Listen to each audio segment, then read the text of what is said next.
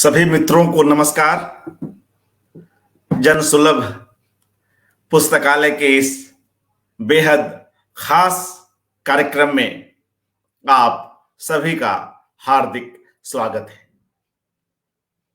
मित्रों, आज एक ऐसे सर्जक का जन्मदिन है जो अपने युवा दिनों में जिन शहरों में जाया रहा करता था और कुछ अधिक दिनों तक वहां उसका रहना होता था, वह लोगों से पूछता, जन सुलभ पुस्तकालय कहीं है? लिखने पढ़ने का शौकीन वह रचनाकार किसी साधक की तरह अपने लेखन कर्म को साधता चला आ रहा है। साहित्य की अधिकांश महत्वपूर्ण विधाओं में हमारे लिए यह तोषप्रद है कि वह लेखक हमारे साथ गहरे जुड़ा हुआ है। हमारे साथ यानी जन सुलभ पुस्तकालय के साथ, इसकी मुहिम के साथ बदलते वक्त के साथ कदम से कदम मिलाता हुआ, लिखने और लिखे के पाठ को पूरे मनोयोग से जीता हुआ, उसे लोगों के बीच लाने के सहज उत्साह से भरा हुआ, लेखन और उसके संप्रेषण की चिंता करता हुआ, लोगों तक संप्रेषित होने के लिए हर माध्यम को समान चौब और उत्साह के साथ स्वीकार करता हुआ, हर विधा को दुलारता और हर विधा में लिखे को जब तब हमारे साथ बांटता हुआ। मित्रों, यहां आयोजित कई एकाग्र में उस रचनाकार ने विभिन्न लेखकों पर अपनी बात रखी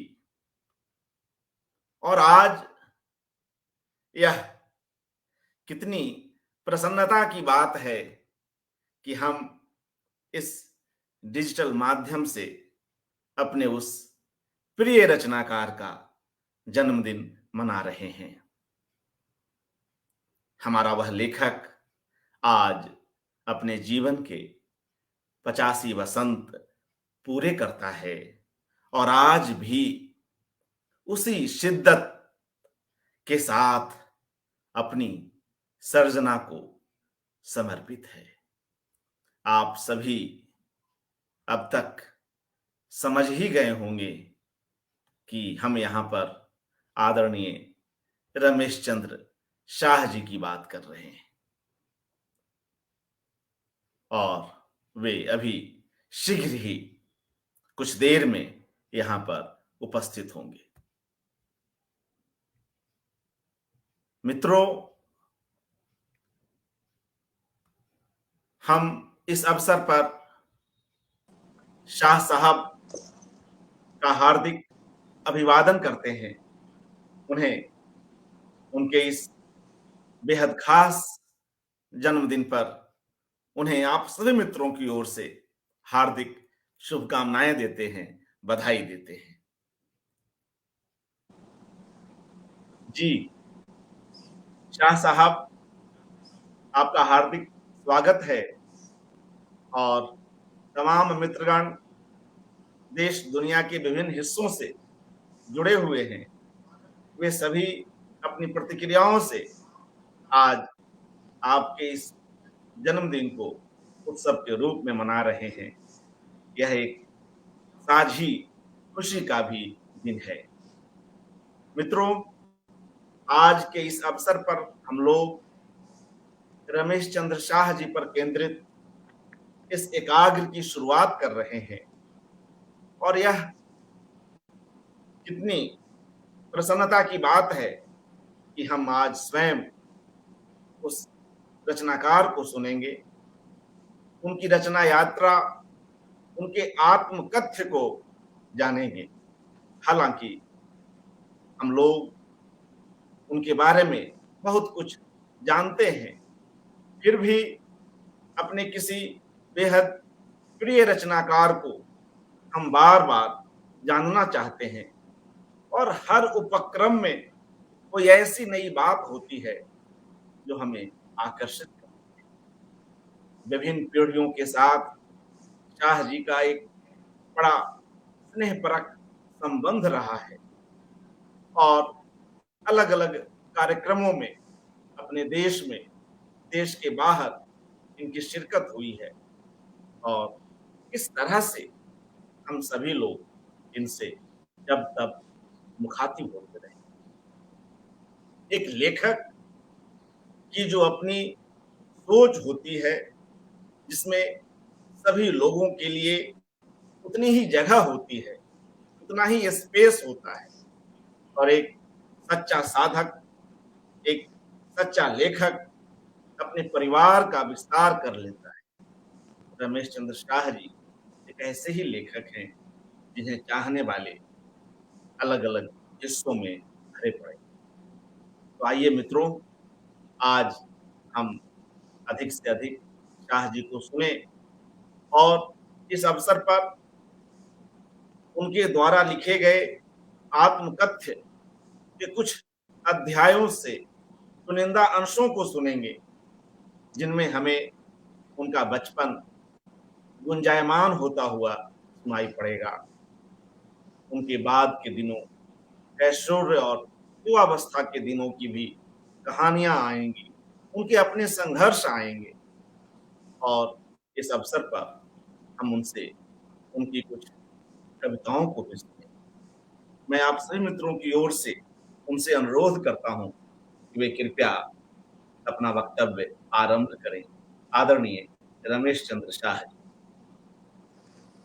नमस्कार जी, भाई अर्पण कुमार जी एवं यहाँ उपस्थित मेरे सभी समानशील समान व्यसनी बंधुओं, मुझसे ये अपेक्षा की गई है कि मैं हाल ही में धारावाहिक रूप से प्रस्तुत की गई आत्मकथा जैसी चीज के कुछ अंश प्रस्तुत करूं। मैंने कभी कल्पना भी नहीं की थी कि मैं आत्मकथा लिखूंगा। सभी विधाओं में मैंने लिखा था, सभी विधाओं में मैंने काम किया है, लेकिन मेरी समझ में नहीं आता है एक लेखक को आत्मकथा लिखने की क्या जरूरत है। सब आत्मा की ही तो कथा है, उपन्यास हो चाहे कविता हो, नाटक हो, संस्मरण हो, सब आत्मा की ही तो कथा। तो अलग से आत्मकथा लिखने की ऐसी भाई क्या जरूरत आ पड़ी।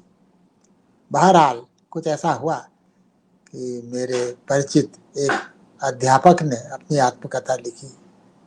कोई उसमें कोई ऐसे सनसनीखेज प्रसंग नहीं, कोई ऐसा उस तरह से ध्यान आकर्षित करने वाले चमत्कार नहीं, सीधी सादी कथा एक ईमानदार नैष्ठिक अध्यापक की। और मेरा मन ऐसा लगा उसमें, मुझे यह प्रतीत हुआ कि यह लिख करके इस अध्यापक को अपने जीवन की सार्थकता का ऐसा एहसास हुआ होगा जैसा कि उसे ये आत्मकथा बिना लिखे नहीं हो सकता था। तो पहली बार मेरे मन में ये बात आई और ये बात भी आई कि मैं आखिर होल टाइम राइटर होते हुए भी अपने गुजारे के लिए, एक आजीविका के लिए अपने एक अलग काम भी तो करता रहा हूं। मैं भी तो अध्यापक रहा हूं जीवन भर। तो मेरे वो अध्यापकीय अनुभव तो उस तरह से मेरी कहानियों में, उपन्यास में, कविता में नहीं आए जहां तक मैं समझता हूँ। तो ये उदाहरण जो है ये कहीं ना कहीं मेरे मन में एक ऐसा कौतूहल, एक ऐसा विचित्र भाव जो पहले कभी नहीं जगा था, और मैंने लिखना शुरू कर दिया।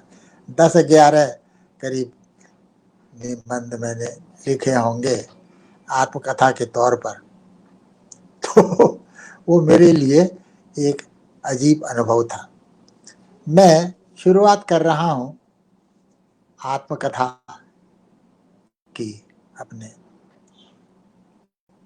एक छोटी सी कविता, अपनी ही एक छोटी सी कविता से मेरे मन की बात शुरू होती है।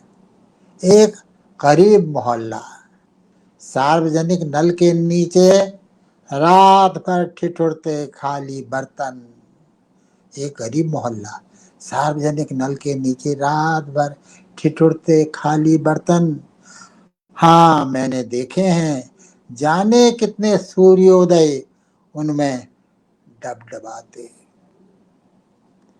तब कितनी उम्र रही होगी मेरी? हद से हद 5 बरस, इससे ज्यादा नहीं हो सकती, क्योंकि स्कूल जाना अभी शुरू नहीं हुआ था मेरा तब तक। शायद 5 भी नहीं, 4 बरस के आसपास की होनी चाहिए ये घटना। ये जो आद्य प्राथमिक बिंब है, पहली इमेज जो मेरे मानस पर क्षितिज पर उभर रही है, पहली इमेज, पहला बिंब होश संभालने के बाद का, वो क्या है?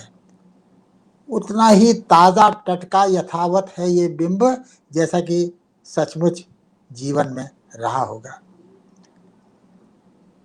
आगे आगे मेरी माँ एक कलसी सिर पर और एक अपनी कमर में थामे तिमंजिले घर के पिछवाड़े की ऊंची पथरीली सीढ़ियां चढ़ते हुए, और पीछे पीछे उसके मैं, बहुत छोटी सी एक खिलौने जैसी बाल्टी हाथ में पकड़ छल चलाती हुई हाथ में पकड़े। कम से कम 3 खेप तो होती ही होगी, तभी न पूरे दिन भर के लिए पीने का पानी जुटता होगा घर में। नित्य का क्रम था यह, कैसे बिन जगाए जग जाता हूंगा मैं। नित्य प्रातः काल उसी कौतुक और उमंग से छल छलाता हुआ मुश्किल से 1 लोटा भर पानी आता होगा मेरी उस खिलौना बाल्टी में।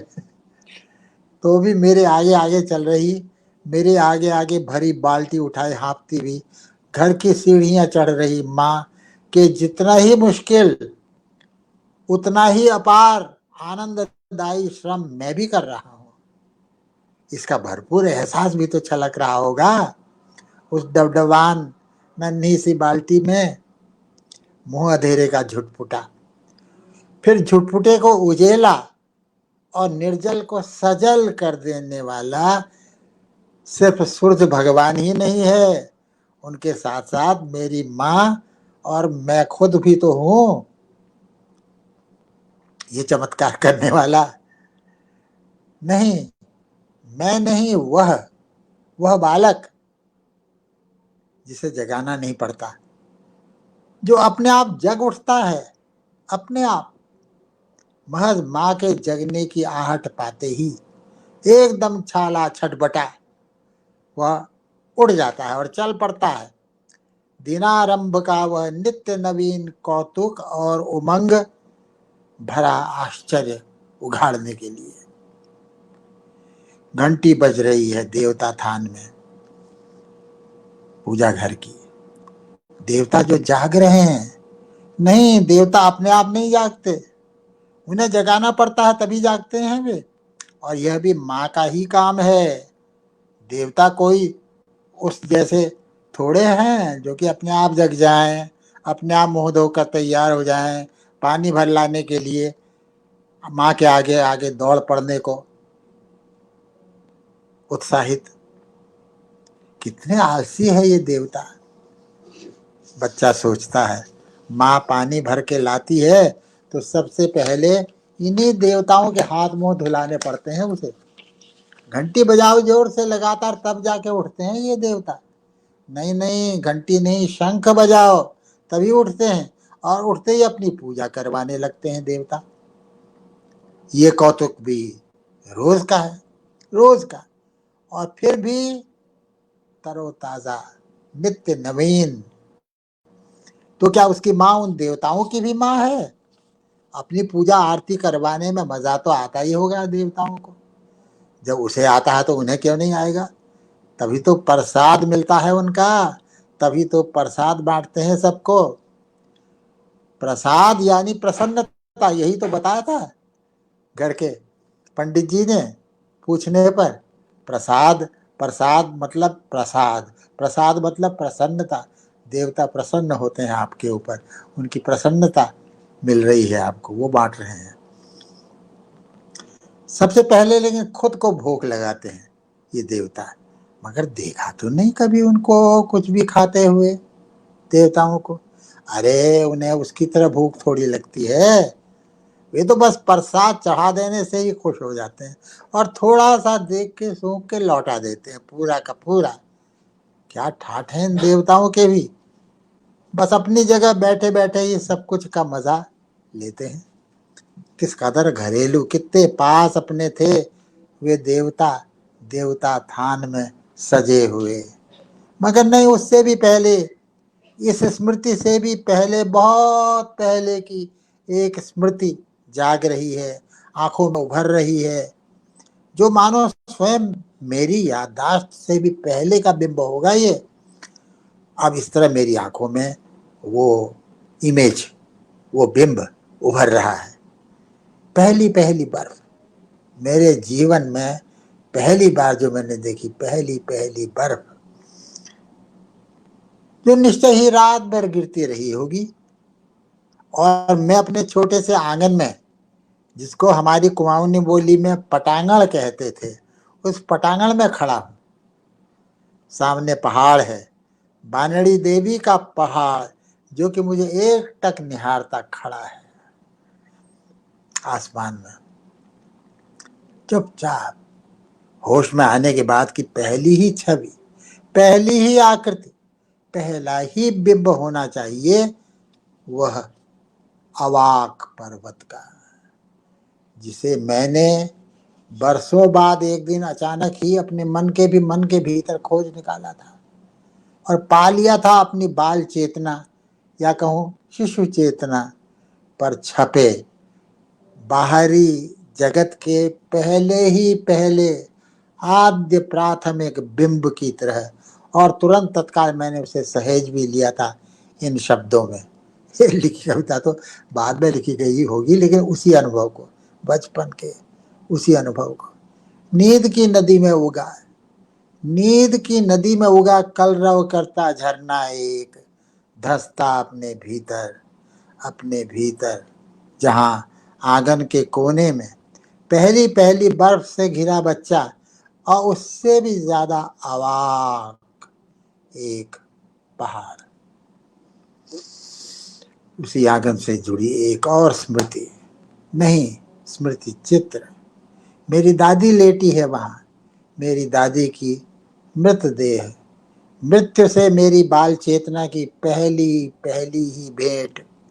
यह उसके भी कुछ बरस पहले हमारे घर में, इस घर में नहीं बल्कि जिस घर में हम इससे पहले रहा करते थे, खजांची मोहल्ले के, उस घर में एक और मृत्यु हुई थी, परंतु मेरे सामने नहीं, परोक्ष में। क्योंकि तब मैं नैनीताल में था, अपनी ननिहाल में। गर्मी की छुट्टियां रही होंगी उन दिनों, सिर्फ 2 हफ्ते की होती थी गर्मी की छुट्टियां, सालाना इम्तिहान के बाद। एक शाम दफ्तर से लौट के घर में घुसते ही हाथ में पकड़ा तार दिखाकर मामा ने खबर दी, प्यारे नहीं रहा। प्यारे मेरे छोटे काका का नाम था, जो कि उस पहले वाले घर के आंगन के पार एक छोटे से कमरे में छज्जा कहते थे जिसको, छज, छज्जा। वे और वह छज्जा मेरी स्मृति में आज भी ज्यों का त्यों अमिट अभिन्न है। हमेशा बिस्तर पर लेटे रहते थे, मेरा बस चलता तो मैं सारे समय उन्हीं के पास बैठा रहता था।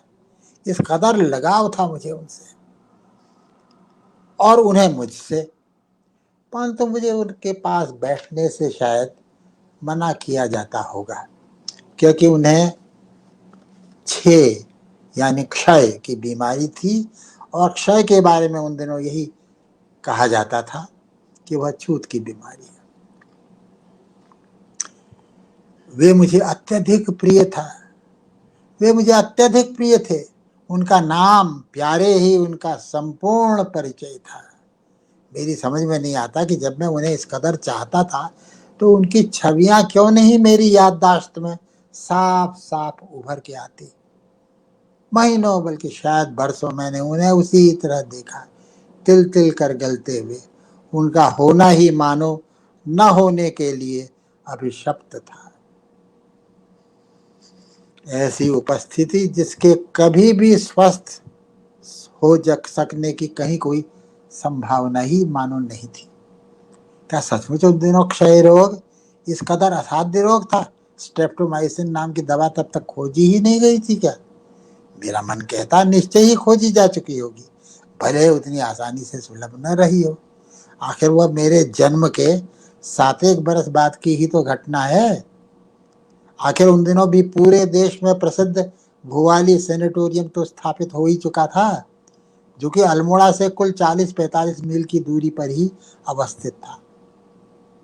क्यों नहीं प्यारे चाचा को उस सेनेटोरियम में भर्ती करवाया गया?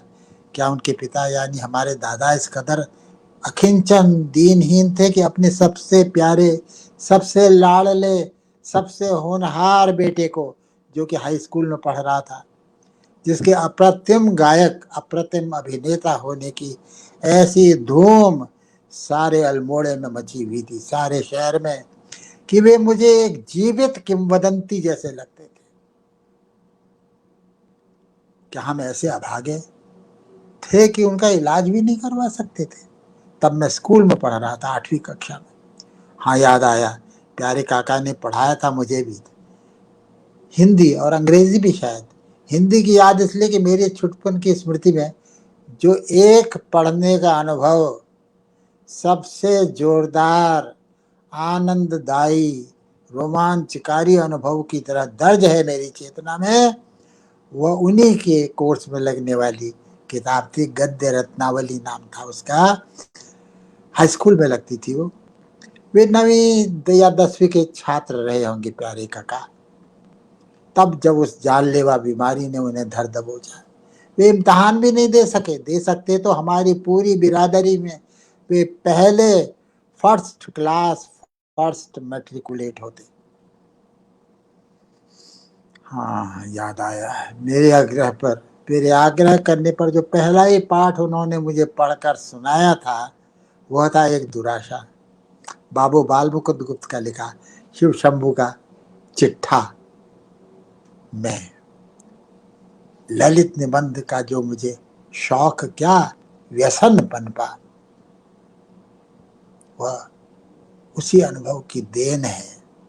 तब मैंने कल्पना भी नहीं की होगी कि एक दिन में यह मेरी सबसे लाडली विधा बनेगी, ललित निबंध जिसे कहने लगे, लेकिन जिसको मैं आत्म निबंध कहना पसंद करता रहा हमेशा। तो वो बाल मुकुंद गुप्त का लिखा हुआ शिव शंभू का चिट्ठा जो है, उसकी एक रचना थी। प्यारी काका की आंखों देखी तो नहीं, लेकिन सुनी सुनाई होते हुए भी आंखें देखी जैसी उसी के समकक्ष जिंदा छवि रामलीला में लक्ष्मण के पात्र की है। यह लक्ष्मण की भूमिका प्यारे चचा ने कई वर्ष तक निभाई थी। उसी रामलीला में, ऐसा मैंने अपनी माँ और नानी के मुख से सुना था, कि मेरे नाना परशुराम का पाठ करते थे और नाना की माँ उन्हें बहुत डांटती फटकारती थी कि तू उस नन्हे प्यारे बच्चे को क्यों इतनी जोर से डांटता है, बड़ा आया परशुराम बनने वाला, कुछ हो जाता उसको तो। नाना अपनी माँ को समझाते कि माँ ये ड्रामा है, कोई सच्ची मुच्ची डांट थोड़ी है, मैं अगर ऐसा ना करूं तो सब मुझे को नाम धरेंगे। करे छोकरे को एक्टिंग भी नहीं आती है, किसने बना दिया इसको लक्ष्मण? मैं अगर ऐसा ना करूं तो सब मुझे को नाम धरेंगे। तू क्यों परेशान हो रही है? लक्ष्मण का पाठ कर रहे प्यारे को तो इतना मजा आता है जिसका ठिकाना नहीं। तभी तो देखा नहीं तूने, लक्ष्मण के रूप में वो मुझे और ज्यादा चिढ़ाता है, और ज्यादा गुस्सा दिलाता है। नाटक है ना, मजा आता है उसको भी। मगर उनकी माँ उनकी इस बात से कभी संतुष्ट नहीं हुई। हर साल बार बार वह यही शिकायत दोहराती रही। माँ ने और नानी ने तो बताया ही था मुझे, और भी कई सारे लोगों के मुंह से मैंने सुना है कि वैसा लक्ष्मण का पात्र न तो उससे पहले न आज तक कभी नहीं मिला, भद्रेश्वर की रामलीला को।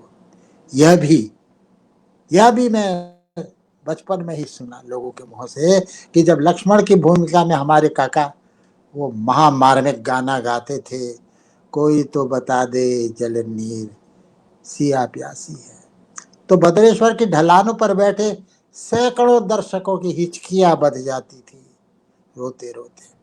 ऐसा असर होता था हमारे प्यारे काका की आवाज का उन पर।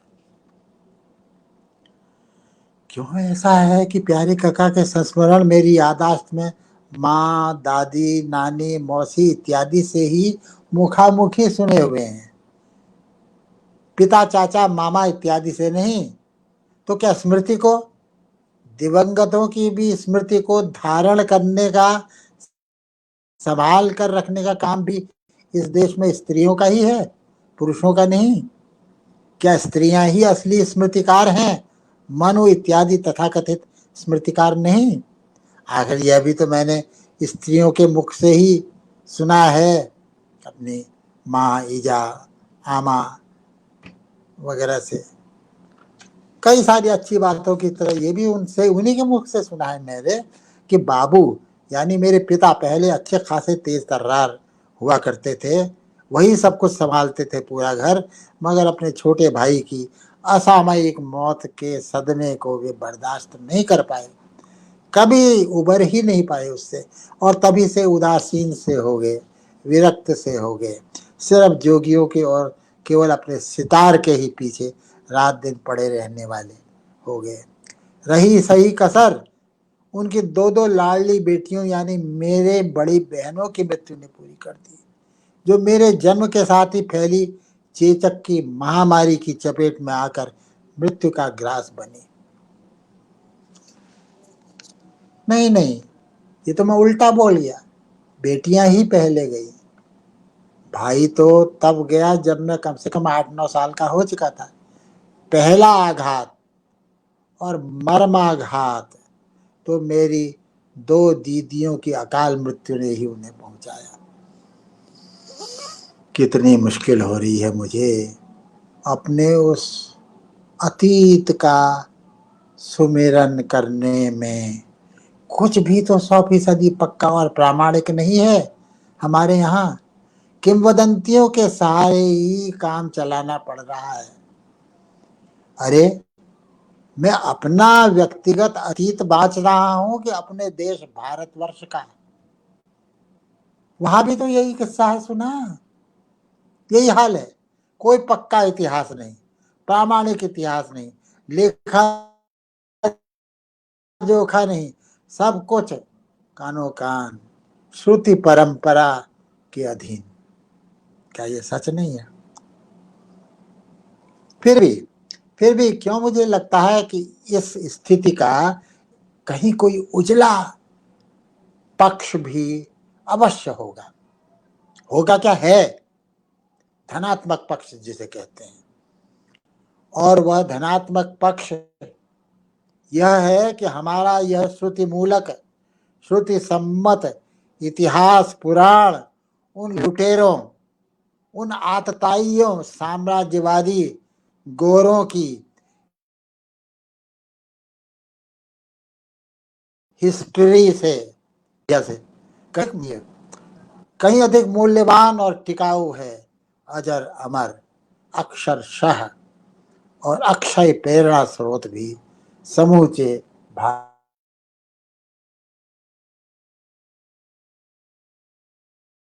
देश।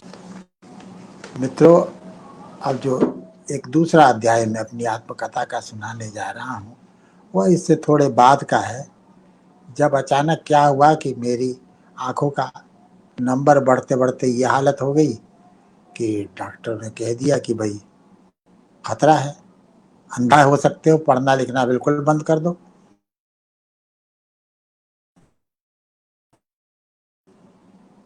तो ऐसी हालत में एक चमत्कार घटित हुआ, चमत्कार नहीं तो क्या कहूँ उसे। वहां से काफी दूर पर एक जगह थी, पहाड़ की चोटी पर,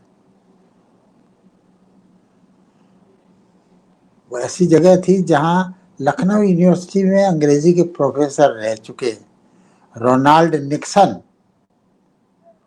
वो अब वैष्णव धर्म को धारण करके वे अब दूसरे ही नाम से कृष्ण प्रेम नाम से जाने जाते थे। तो मैं जब नज़दीकी बाड़े छीना में स्कूल मास्टर नियुक्त हुआ, उन्हीं दिनों उनकी तबीयत बहुत खराब हुई और वो मृत्युशैया पर थे। कौन? रोनाल्ड निक्सन, जो कृष्ण प्रेम के नाम से विख्यात हैं। अगर आपको श्री अरविंद ने अगर किसी को से लंबा पत्राचार किया तो सिर्फ कृष्ण प्रेम से। अद्भुत पुस्तक है वो, आपके देखने में आए, अवश्य पढ़िए। तो है वहाँ क्या हुआ कि अब वो मृत्युशैया पर थे, उनके पास जितनी किताबें, आखिर प्रोफेसर रह चुके थे तो किताबें तो थी उनके पास बहुत सारी, तो सब बंटवा दी उन्होंने। आसपास में जितने स्कूल थे सबको एक एक बोरा, एक एक खेप, सबके वहाँ पहुँच गई। और जिस स्कूल में मैं पढ़ाता था, बाड़े छीना के, उस स्कूल में भी एक खेप पहुँच गई। तो उसमें मुझे भंडार मिला अंग्रेजी साहित्य का। तब तक मैंने कुछ नहीं जानता था, मैं तो साइंस का स्टूडेंट था। और विश्वेश्वरैया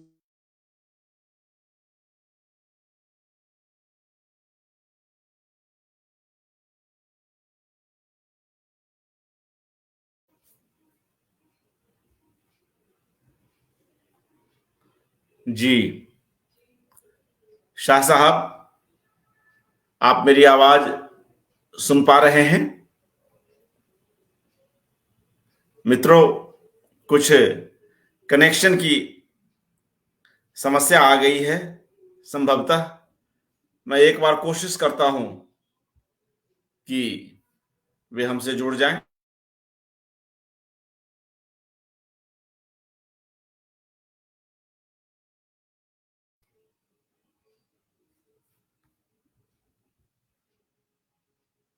जी, हो सकता है कि वे कुछ देर में हमसे जुड़े।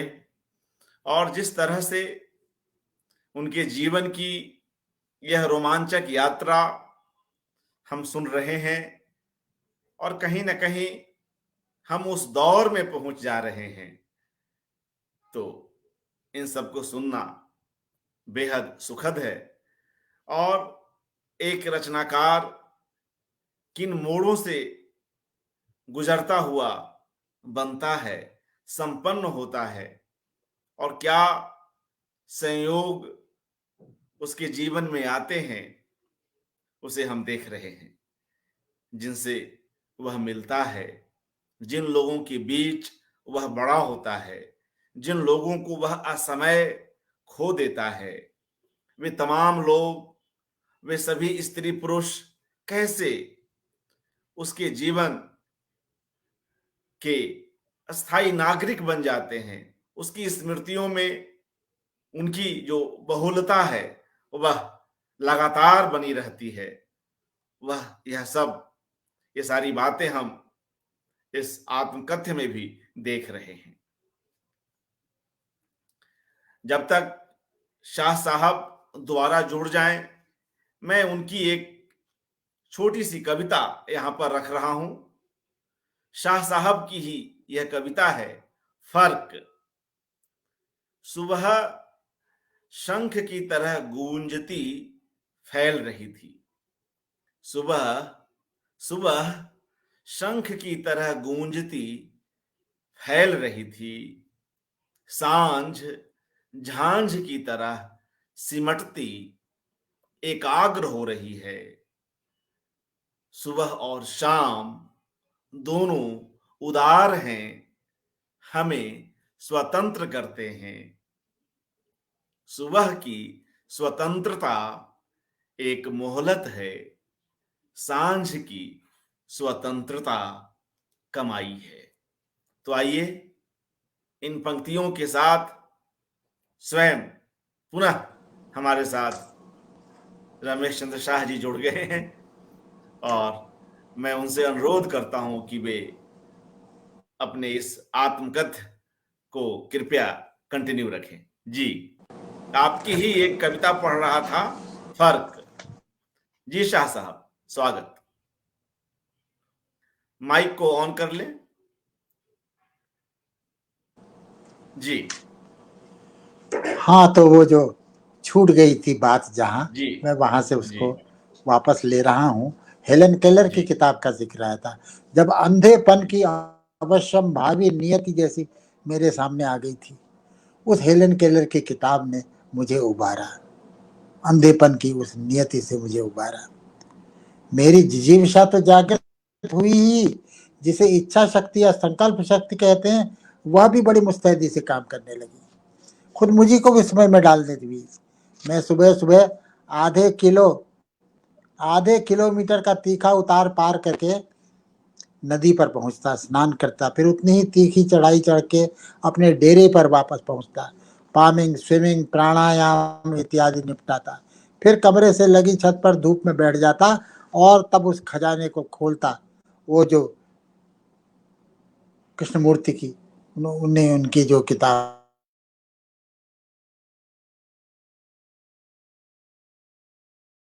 आरंभ में डरते हिचकते, लेकिन अपनी आंखों के साथ बड़ी सावधानी बरतते हुए, फिर जो जो उस अंधेपन के आतंक की गिरफ्त मुझ पर ढीली पड़ती गई, पढ़ने की रफ्तार भी आपसे आप बढ़ती गई। मैं पहले ही कह चुका हूं कि वह मेरा अपनी असली दुनिया में लौटना था। अंग्रेजी मेरी कैसे कब इतनी अच्छी हो गई मुझे खुद पता नहीं चला। कभी कहीं कोई अटक नहीं। ठीक 9:30 बजे खाना खाकर स्कूल पहुंचता, जो 2 फरलांग की चढ़ाई पर अवस्थित था। बेहद खूबसूरत नजारा दिखता था वहां से। सामने बिनसर का गगनचुंबी पहाड़, नीचे तलहटी में बहती हुई नदी और उसके आर पार बसे वे गांव, जहां से मेरे वो छात्र प्रकट होते थे रोज। अक्सर कोई न कोई बालक मुझे अपने गांव घर की सैर कराने पकड़ ले जाता। इस तरह कई सारे गांव घूम आया मैं। मेरी खुशमसी मेरी खुशकिस्मती तो देखिए कि अपने छात्रों से सघन घनिष्ठता का वह आरंभिक अनुभव कालांतर में भी खूब साथ देता रहा मेरा। मेरी जो नियुक्ति थी वो तो वह उस कायदे के मिडिल स्कूल में नहीं, बल्कि बेकायदे के यानी अनरिकॉग्नाइज्ड हाई स्कूल में साइंस टीचर के रूप में हुई थी। किंतु साइंस के साथ साथ अंग्रेजी की कक्षाएं भी मैंने खुद मांग कर ली थी। कविता पढ़ाने में मुझे बेहद मजा आता था। एक माह बाद ही एक बेहद दिलचस्प खेल की तरह उन अंग्रेजी कविताओं का हिंदी छंदों में अनुवाद भी करने लगा मैं। देखा इसमें लड़के बड़ा मजा ले रहे हैं। एकाधिक बार ऐसा भी हुआ कि किसी छात्र ने भी बाकायदा इस अनुवाद कार्य में, पद्यांतर कार्य में रोचक योगदान किया बच्चे ने। ऐसी कई कविताएं याद आ रही हैं जिनका हिंदी पद्यावतार बाड़े छीना के उस स्कूल में हुआ और खूब रंग लाया। दो एक नमूने याददाश्त से निकालूं आपको सुनाऊं मैं। बड़ी बचकानी सी हरकतें लगती है आज मुझे हुए, किंतु तब मैं ही कौन बड़ा सयाना था। उन लड़कों के और मेरे बीच में फर्क ही कितना था। तो ये लीजिए टेनिसन का दी बेगर मेड नाम की प्रसिद्ध कविता। याद होगी आपको, पढ़ी तो होगी आपने भी स्कूल में। तो जरा याद कीजिए वे काव्य काव्य पंक्तियां अंग्रेजी में, और सुन लीजिए ये हिंदी और पद्यानुवाद, जिसमें कि मेरे विद्यार्थियों का भी कहीं न कहीं कुछ न कुछ योगदान रहा होगा।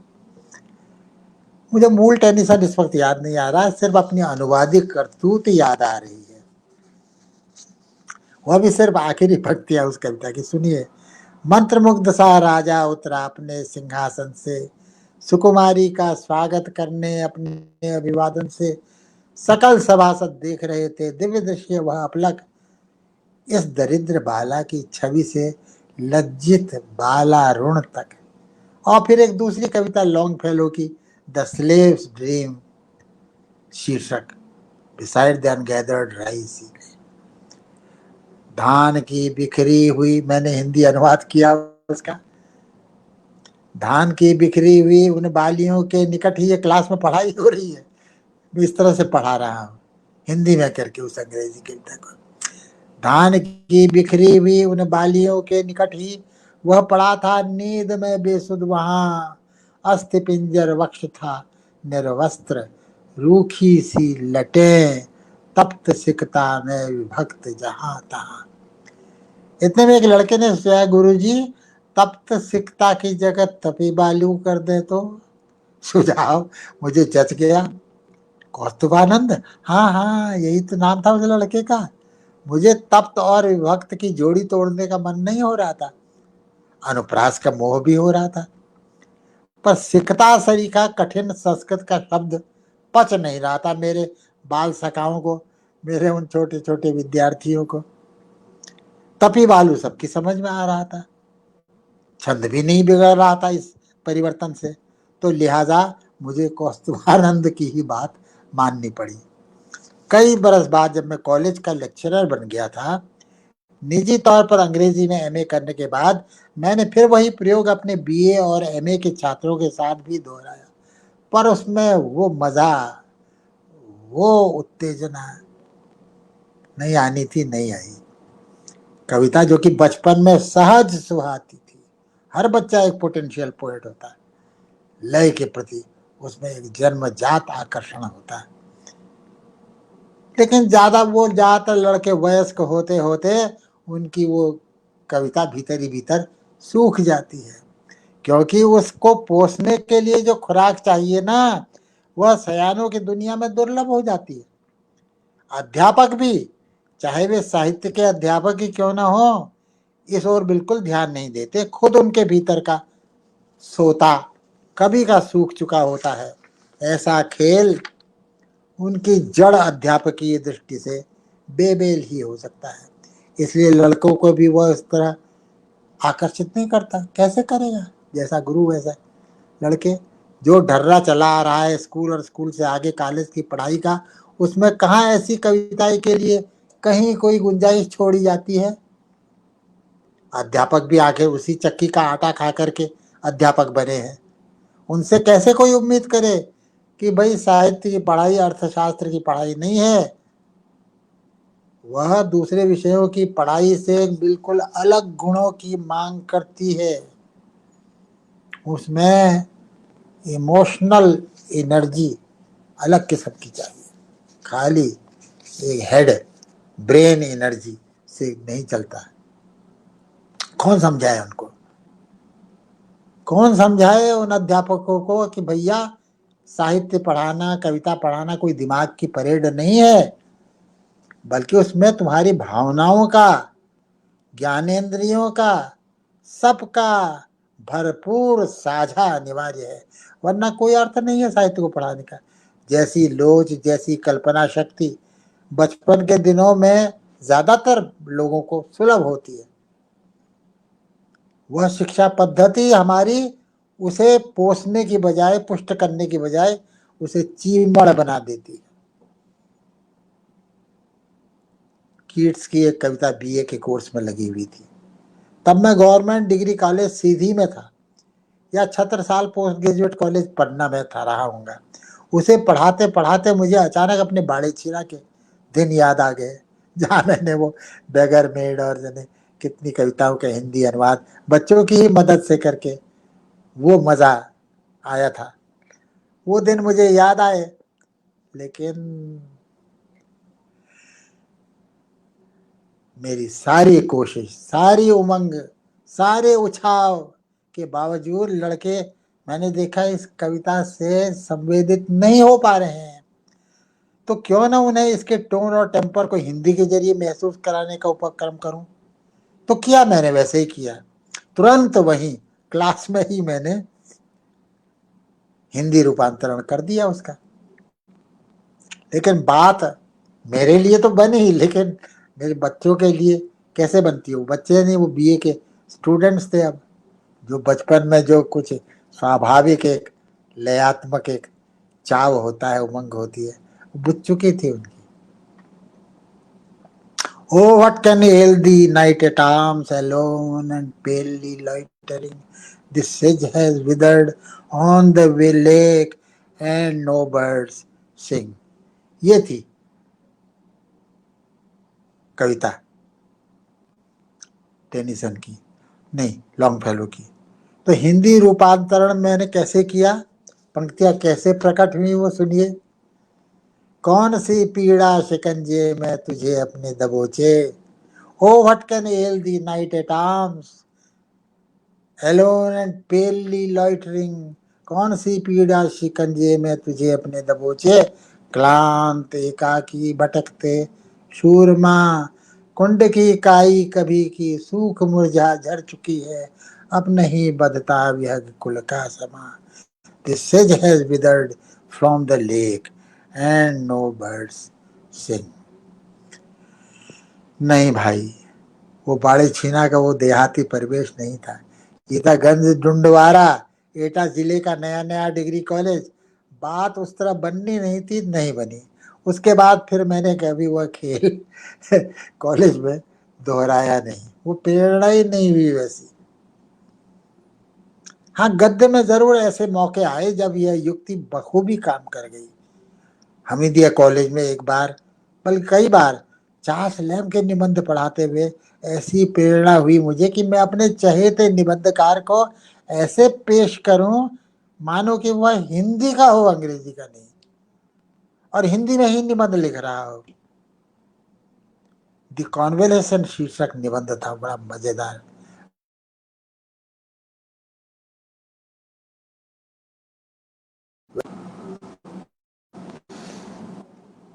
तो मैं अपने चहेते निबंधकार को ऐसे पेश कर रहा था कि मानो वो हिंदी का ही हो और हिंदी में ही अपना निबंध लिख रहा हो। सोचिए, खासी मेहनत पड़ी मुझे उसका तर्जुमा करने में, लेकिन मेरी मेहनत अकारत नहीं गई। मेरे वो हमीदिया कॉलेज के स्टूडेंट्स जो थे, बड़ा लुत्फ आया उनको, बहुत मजा आया। अंग्रेजी के बाद उसे हिंदी अवतार में सुनने में। हिंदी के मशहूर व्यंग्य लेखक शरद जोशी तब मेरे पड़ोस में वहीं नॉर्थ टीटी नगर में रहते थे, और नवलेखन नाम की पत्रिका भी तभी उन्होंने निकाली थी। मुझे जाने क्या सूझी कि क्लास में सुना चुकने के बाद मैंने वह करतूत अपनी उन्हें भी थमा दी। उन्हें भी बड़ा मजा आया और उन्होंने नवलेखन के अगले ही अंक में उसे प्रेम पूर्वक बड़ी सज धज के साथ छाप भी दिया।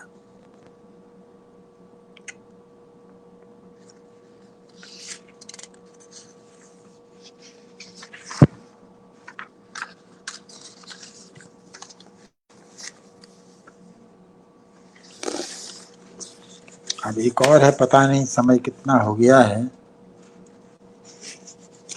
लेकिन चलिए, अब और तो कुछ करना ही नहीं है, यही करना है। तो ये गंजडुडवारा की बात थी ना, कहीं ऐसा तो नहीं मैं सुना चुका हूँ इसे। नहीं, गंजडुडवारा आप नया आगे नया, बढ़िए। हाँ, नया नया खुला कॉलेज, जिसके प्रिंसिपल एक प्रसिद्ध कांग्रेसी नेता के सुपुत्र थे, जिनका नाम मुझे स्मरण नहीं आ रहा, पर वे जमींदारी उन्मूलन समिति के चेयरमैन थे, इतना मुझे याद है। खुद प्रिंसिपल साहब हाल ही में दी हेग से राजनीति शास्त्र में डॉक्टरेट उपाधि प्राप्त करके लौटे थे।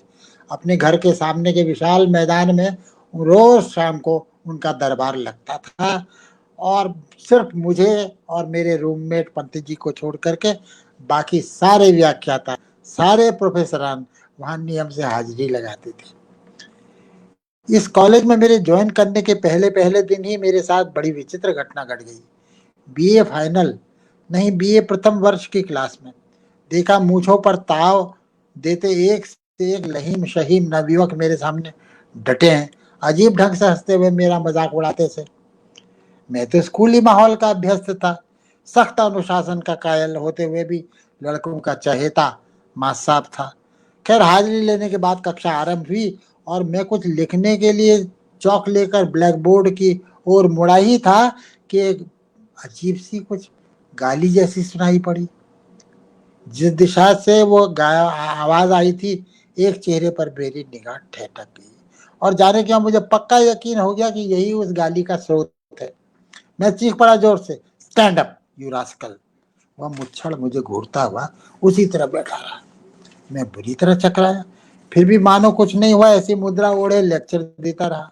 पर जिस तरह का सन्नाटा छाया हुआ था क्लास में, उसी से मुझे लग गया कि मामला संगीन है, कुछ अप्रत्याशित घटने ही वाला है।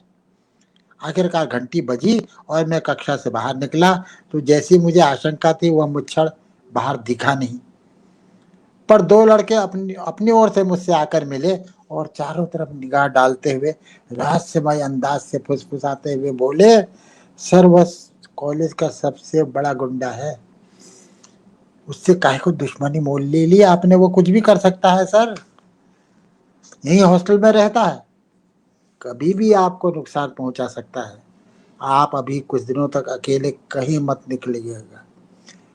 मन ही मन घबरा तो गया ही, लेकिन पहला पहला दिन मेरा डिग्री कॉलेज की प्रोफेसरी का, 7वें आसमान पर था मैं, यह तो सिर मुड़ाते ही ओले पड़ गए, कैसी शुरुआत हुई मेरी अब प्रोफेसरी की है। अगला पीरियड खाली था, मैं स्टाफ रूम में बैठा अगली घंटी का इंतजार कर रहा था कि प्रिंसिपल ने मुझे बुला भेजा।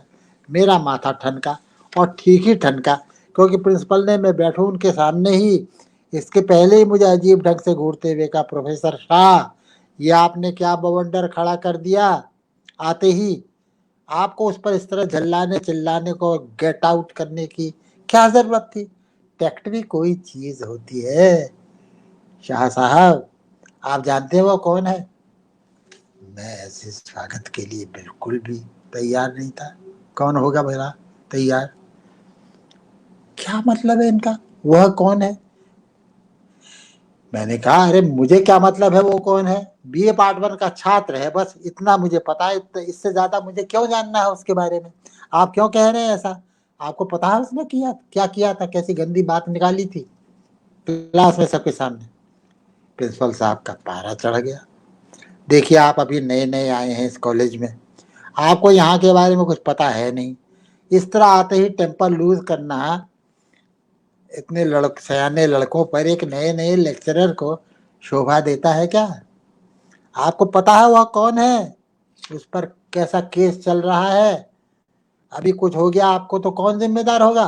मैंने, फिर मुझसे मत कहिएगा आप तो उल्टे उसी का पक्ष ले रहे हैं। मैंने कहा जिसने आपके स्टाफ के टीचर का अपमान किया, मैं उससे क्यों बात करूं, आप उससे कहिए कि वो खुद मुझसे मिले और जो भी कहना हो मुझसे सीधे खुद आकर कहे। प्रिंसिपल आश्चर्य से मुझे घूरते रहे, फिर तमतमा कर बोले, ठीक है आप जाइए, मैंने आपको जो सलाह देनी थी दे दी, आप जाने वो जाने, फिर मुझसे मत कहिएगा कि मैंने आपको चेताया नहीं।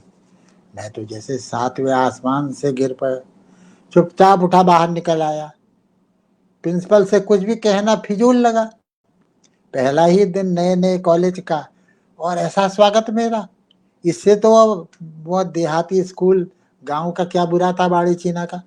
शाम को टहलने निकला तो प्ले ग्राउंड के उस पार जो खेतों के बीच से होकर रास्ता जाता था, मैं उसी ओर निकल पड़ा। मैं जैसे भी हो तुरंत तत्काल उस भयानक उथल पुथल से उबर आना चाहता था। ऐसे कैसे चलेगा, हॉस्टल उधर ही था। कुछ क्षण में दुविधा और असमंजस में टिका रहा, ठिठका रहा, क्यों उठा रहा हूं मैं यह जोखिम, जिस गुंडे से कॉलेज का प्रिंसिपल तक सहमता है और अपने अध्यापक का साथ देने के बदले उल्टे उसी को उस गुंडे से माफी मांगने जैसा सलाह दे रहा है, उसका क्या ठिकाना। कहीं वह मुझे अकेले अपने डेरे में देखकर यही न समझे वो लड़का कि बुरी तरह डर गया हूं मैं और उसे खेत प्रकट करने के लिए आया हूं, जरूर प्रिंसिपल साहब ने इसे भेजा होगा मेरे पास माफी मांगने। मैं ठिठक तो गया था, पर अब पीछे लौटना संभव नहीं था मेरे लिए। जो दुर्दम्य प्रेरणा मुझे अब ऐन उसके कमरे के दरवाजे तक ले आई थी, उसी ने मुझसे उसका दरवाजा भी खटखटवा दिया। कौन है बे, भीतर से कोई चिल्लाया। जाहिर था वो अकेला नहीं, कोई और भी उसके साथ है, क्या पता वे भी इसी घटना के बारे में बात कर रहे हैं। दरवाजा भीतर से बंद था, मैंने उसे हल्का सा धक्का दिया तो वह खुल गया। मैं हूं भाई, तुम मुझसे मिलना चाहते थे ना, मेरे मुंह से निकला। उस पर निगाह पड़ते ही वो पसरा हुआ था तखत पर और उसके दो साथी कुर्सियों पर डटे हुए थे। वह अचानक हड़बड़ा कर उठ बैठा। अरे, उसके मुंह से निकला। बाकी दो लड़के भी कुर्सियां छोड़कर उठ खड़े हुए। क्या मैं बैठ सकता हूँ, मैंने पूछा और बिना उत्तर की प्रतीक्षा किए खाली कुर्सी पर बैठ गया। तुम लोग जाओ, वह बोला अपने साथियों से। साथियों ने फौरन उसके हुक्म की तामील की। सुनो भाई, मैंने खुद को बोलते हुए सुना, तुम्हें बहुत बुरा लगा होगा ना, भरी क्लास में इस तरह तुम पर गेट आउट कहते हो, कोई नहीं चिल्लाया होगा ना आज तक, है ना। मगर तुम जरा मेरी जगह खुद को रख के तो देखो, कैसी तुम्हारी शह पाकर और सारे लड़के भी बेहुदा हरकतें कर रहे थे। क्या तुमने मेरी यानी अपने नए नए आए अध्यापक की बेइज्जती नहीं की? ऐसे में मुझे क्या करना चाहिए ये तुम ही बताओ ना। मैं अभी कल तक स्कूल में पढ़ा रहा था, पहली बार डिग्री कॉलेज का लेक्चरर बन के आया हूँ तुम लोगों को अंग्रेजी पढ़ाने। कितना खुश था मैं, सोचा था खूब मन लगा कर पढ़ाऊंगा, मजा आएगा अपने नए युवा शिष्यों को। अभी तक साइंस और गणित पढ़ा रहा था। बच्चे मुझसे बहुत प्यार करते थे, मगर जो उधम करते थे, क्लास को डिस्टर्ब करते थे, उन्हें मैं जमकर डांट फटकार देता था, कभी कभी थप्पड़ भी जड़ देता था। तुम लोग उनसे ज्यादा सयाने ठहरे, अगर हो तो आखिर मेरे विद्यार्थी ही ना। मेरा कोई स्टूडेंट भरी क्लास से मुझसे ऐसा बर्ताव कर सकता है, ऐसा तो मैं कभी सपने में भी नहीं सोच सकता था। मेरे लिए तो अपने विद्यार्थियों को डांटना फटकारना रोजमर्रे की सहज बात है, तुम्हें जरूर हो सकता है इससे पहले किसी ने गेट आउट न कहा हो। मगर जरा सोचो, मैं कैसे अरमान लेकर के इस तुम्हारे डिग्री कॉलेज में आया था, और पहले ही दिन ऐसा स्वागत पाना, वह भी अपने ही लड़कों से, इससे बड़ा अपशकुन और क्या हो सकता। अगर मैं तुम्हारी बेहुदा हरकत पर चुप लगा रहता, कुछ नहीं कहता, कुछ नहीं करता, तो बाकी तुम्हारे सहपाठी क्या सोचते मेरे बारे में, तुम सोचो तो जरा। मैं बोले जा रहा था, पर मेरी निगाह उसके चेहरे पर गड़ी हुई थी, पर वह तो मेरी तरफ देख ही नहीं रहा था। पहले तो वह मुझे हक्का बक्का सा घूरता रहा था, फिर सिर झुकाए सुन रहा था। पता नहीं अपनी रॉ में मैं क्या क्या बोलता चला गया। जिस तरह वह सिर झुकाए मुझे सुन रहा था, उसकी शक्ल, उसकी मुख मुद्रा से ही मैं निश्चिंत हो गया था कि वह मुझ पर हाथ उठाना तो दूर, कुछ बोल भी नहीं सकता। हे भगवान, उस लड़के का नाम तक मुझे क्यों नहीं याद आ रहा। इतने सारे वर्षों में क्या कभी मुझे उसकी याद भी नहीं आई। कितना अरसा गुजर गया तब से, सन 61 नहीं, सन 60 की जुलाई महीने की शुरुआत थी वो। मेरा रिजल्ट निकला था एमए एमए का, उसके तुरंत बाद ही तो। तब से 55 बरस बीत गए। क्या नाम था उस लड़के का? लड़का कहना ही अजीब लग रहा मुझे। मुझसे काफी मोटा तगड़ा लंबा डील डॉल था उसका, मुच्छड़ रोबदार, मेरी उम्र का रहा होगा वो, क्या पता मुझसे भी एक आध साल बड़ा ही रहा हो। मुझे बताया तो था उसने कि 3-4 साल यूं ही गवा दिए थे उसने इंटर के बाद। फिर अचानक वहां का यह इंटर कॉलेज डिग्री कॉलेज बन गया, तो उसने दाखिला ले लिया यूं ही। अरे मैं इतनी देर से बोले जा रहा हूँ, तुम भी तो कुछ बोलो भाई, मैंने कहा।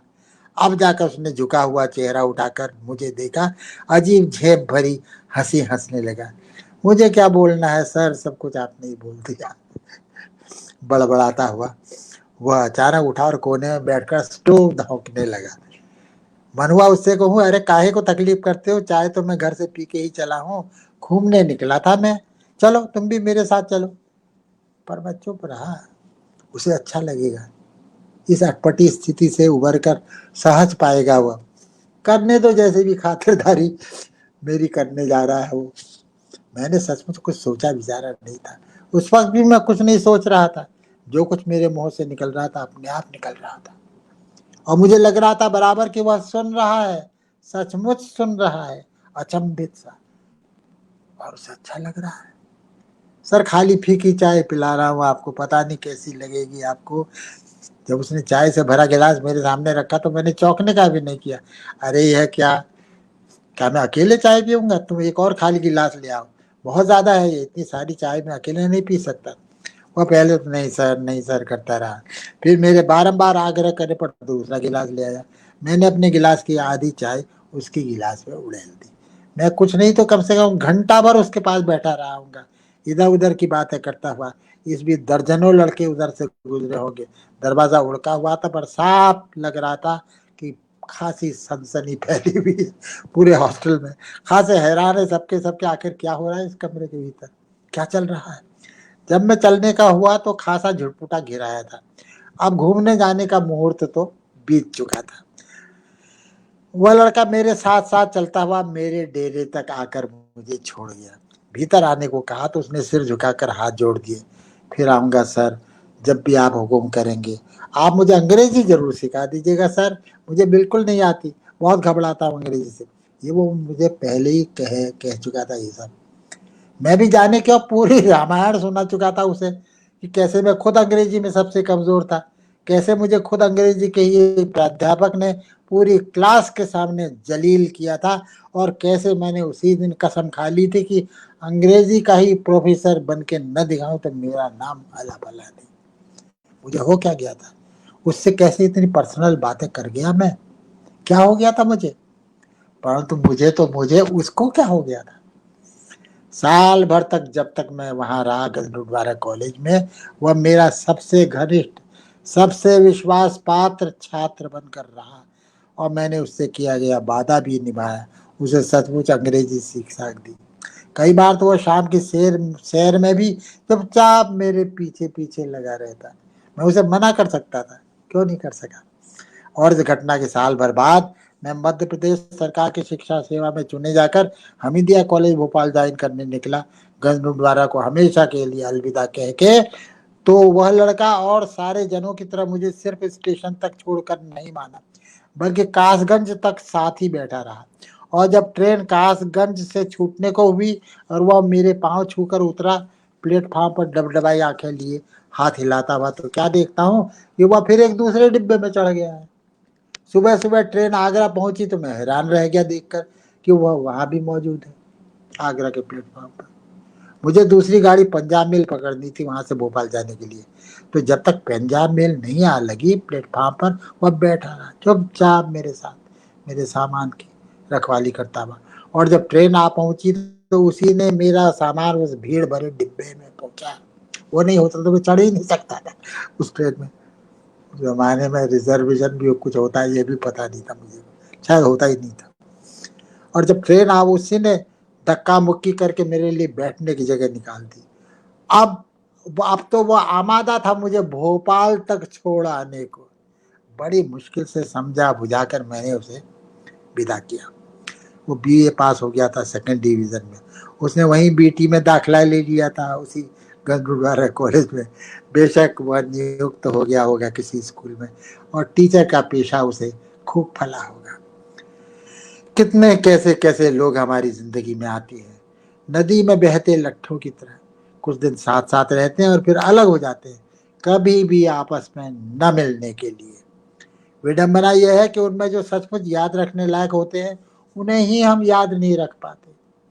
जिंदगी है ही ऐसी, तुम अपने साथ कुछ भी नहीं ले जा सकते, कुछ भी, सब कुछ यही छूट जाएगा, कृष्णमूर्ति कहते हैं।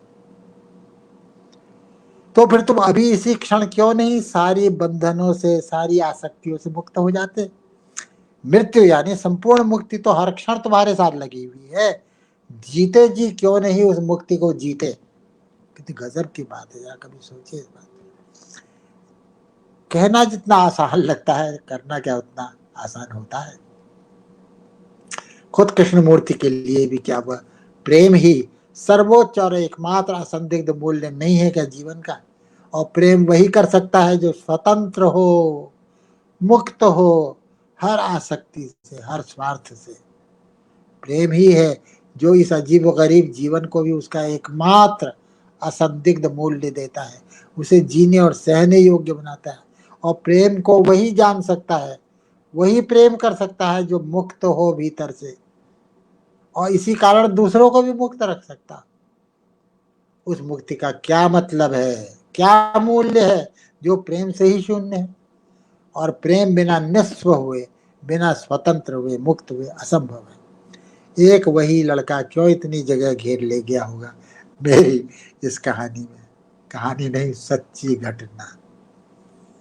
काश मैं उसे बता सकता कि मैं अपनी आत्मकथा लिख रहा हूं, जिसमें तुम भी घुस आए अचानक, ठीक वैसे ही जैसे मैं घुस आया था तुम्हारे हॉस्टल के कमरे में उस दिन 55 साल पहले की उस शाम। याद है ना तुम्हें उस शाम की, क्यों नहीं होगी। जब मुझे याद है तो तुम्हें क्यों नहीं होगी। बस मित्रों, इतना काफी है। कुछ नमूने आपको पेश किए मैंने। ये जो तथाकथित आत्मकथा मैं लिखता रहा हूँ, इस बीच में धारावाहिक जो मैं कभी सोचा भी नहीं था मैंने, आत्मकथा लिखने के विचार से ही मुझे विरक्ति होती थी, लेकिन लिख गया तो लिख ही गया। धन्यवाद।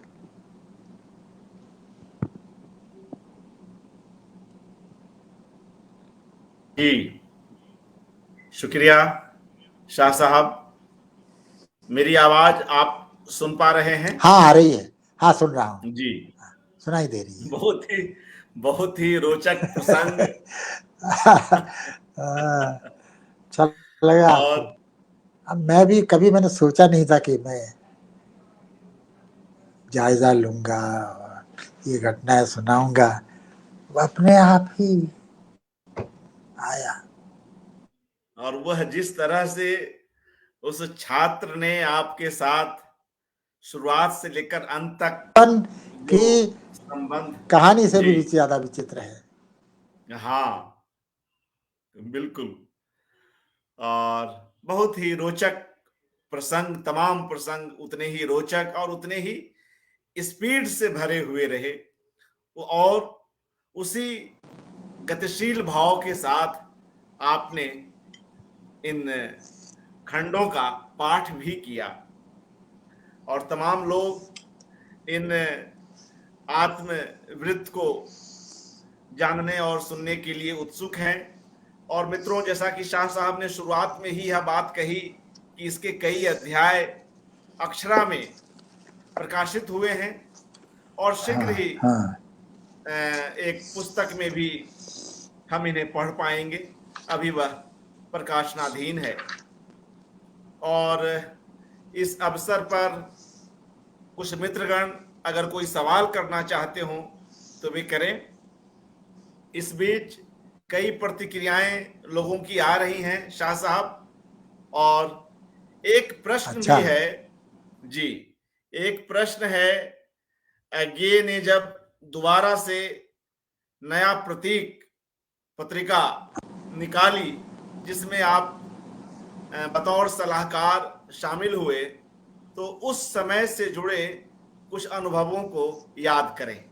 हमारे एक मित्र इस बात को रख रहे हैं, कुछ अगर याद आ रही हो बात उन दिनों की। मैं समझ नहीं पाया उनका मंतव्य क्या चाहते हैं, वो क्या कहना चाहते हैं, किस पत्रिका की बात कर रहे हैं। नया प्रतीक की अगेन है जब। अच्छा अच्छा, जी नया पत्रिका, हाँ हाँ हाँ हाँ, उसके संपादक मंडल में मुझे भी जी शामिल किया था। और मुझे याद है कि उसमें कई कविताएं मेरी छपी थी, एक उपन्यास का अध्याय भी छपा था। लेख में दूसरी जगह देता था, लेख मैंने नहीं दिया, जानबूझ करके नहीं, लेकिन मुझे उसमें अपनी कविताएं छपते देखना ज्यादा अच्छा लगता था, जैसे लेख में पूर्वग्रह को देता था। तो अज्ञे जी को यह शिकायत थी कि मैं लेख दूसरों को देता हूँ, उनकी पत्रिका में क्यों नहीं देता। ये बाद में मुझे पता चला कि ये उनके मन में शिकायत उभरी थी, लेकिन अच्छा था वो अनुभव भी हमारे लिए अच्छा था। और पूछिएगा, बताइए क्या।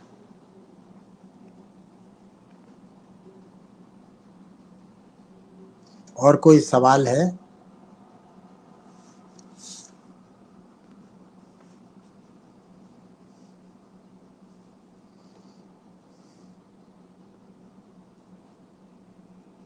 कुछ आवाज सुनाई नहीं दे रही है आपकी। आप कहें तो मैं दो चार कविताएं सुना के जी बिल्कुल स्वागत।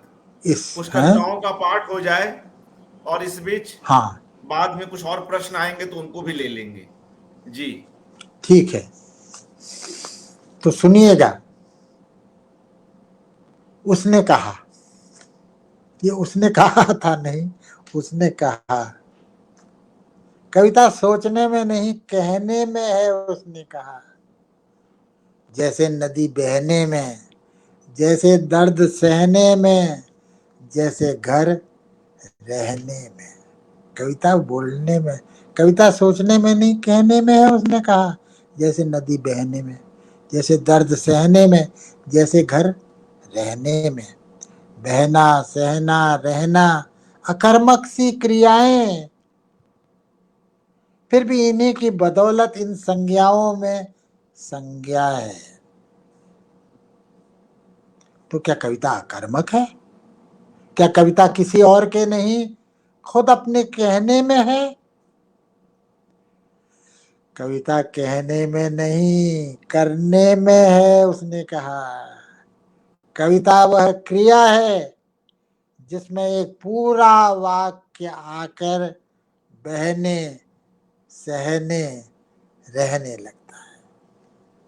वाह ये हुई ये कविता, उसने कहा था। वाह।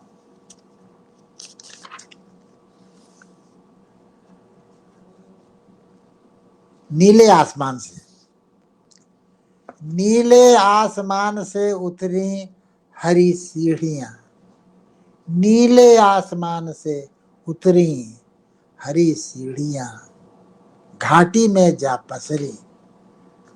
पूछो पूछो तनिक वहां जा उनसे, कब से यहाँ पहाड़ पालथी मारे पड़े हुए हैं।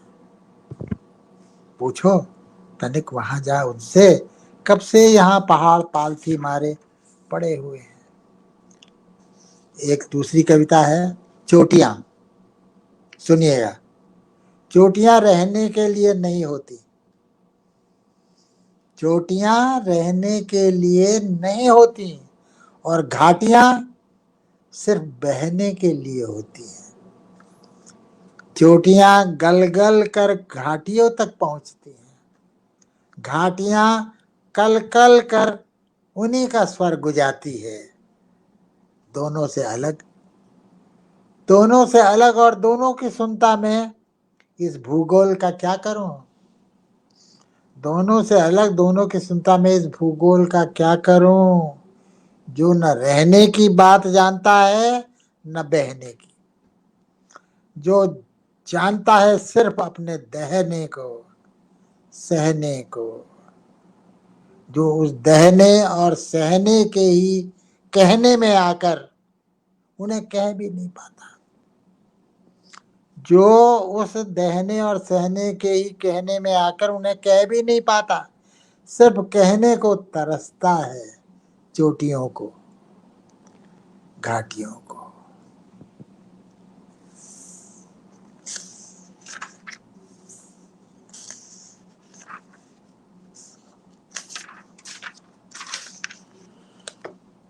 अन्न जल, ये हनुमान कह रहे हैं शायद राम से। तुम मेरे एकांत, तुम ही हो बस्ती मेरी, तुम ही अन्न जल। तुम मेरे एकांत, तुम ही हो बस्ती मेरी, तुम ही अन्न जल। कहाँ लौट जाने को कहते हो अब निष्ठुर। मुझे लगा कर गले भला किसने छीनी थी, जननी जन्मभूमि किष्किंधा भूल गए तुम। सब लोग जा रहे हैं, सबको विदा दे रहे हैं, हनुमान बैठे हुए अब भी। भाई अब जाओ, सब जा रहे हैं। तो ये हनुमान कह रहे हैं, तुम मेरे एकांत, तुम ही हो बस्ती मेरी, तुम ही अन्न जल। कहाँ लौट जाने को कहते हो अब निष्ठुर। मुझे लगाकर गले भला किसने छीनी थी, जननी जन्मभूमि किष्किंधा भूल गए तुम। वह क्षण मेरा मरण और था पुनर्जन्म प्रभु, जिस क्षण पहले पहल तुम्हें था देखा मैंने, नाम तुम्हारा पूछा था तुमसे ही, और सुनी थी सराहना अपनी वाणी की। वह क्या केवल वाणी ही थी, और कुछ नहीं, और कुछ नहीं, इससे ज्यादा कुछ नहीं मिला आपको। और आज का यह गूंगापन मात्र व्याकरण की विस्मृति है, और कुछ नहीं। मैं अवाक हूं महाराज, यह तुमने छीना छला मुझी को मुझसे, सचमुच आज दूसरी बार। यह कैसा वरदान, तुम्हारी या मेरी यह विडंबना प्रभु, यह कैसा वरदान। तुम्हारी या मेरी यह विडंबना प्रभु, जहां तुम्हारी कथा रहूं मैं वहीं आज से सदा सदा को। जहां तुम्हारी कथा रहूं मैं वहीं आज से सदा सदा को। बधा दूसरे के शब्दों से। सचमुच स्वामी मैं अवाक हूं, मैं अवाक हूं। आज इसी क्षण से मैं सचमुच नहीं कहीं का शिरोधार्य वरदान तुम्हारा। अब मेरा अन्न जल कथा है,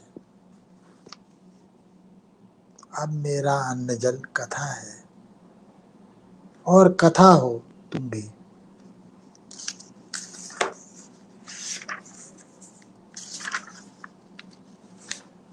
अगली कविता है नाम काट दो। बंद हो गई है मेरी समझ, बंद हो गई है मेरी समझ, चाबी देना मैं अक्सर भूल जाता, मेरा नाम काट दो। बंद हो गई है मेरी समझ, चाबी देना मैं अक्सर भूल जाता हूँ, मेरा नाम काट दो। मुझे अपनी कक्षा तक याद नहीं रहती, सारी कक्षाएं मुझे एक सी दिखती हैं। ये जल लगा दो तो जरा, निकल रहा है यहाँ कभी। मुझे अपनी कक्षा तक याद नहीं रहती, सारी कक्षाएं मुझे एक सी दिखती हैं।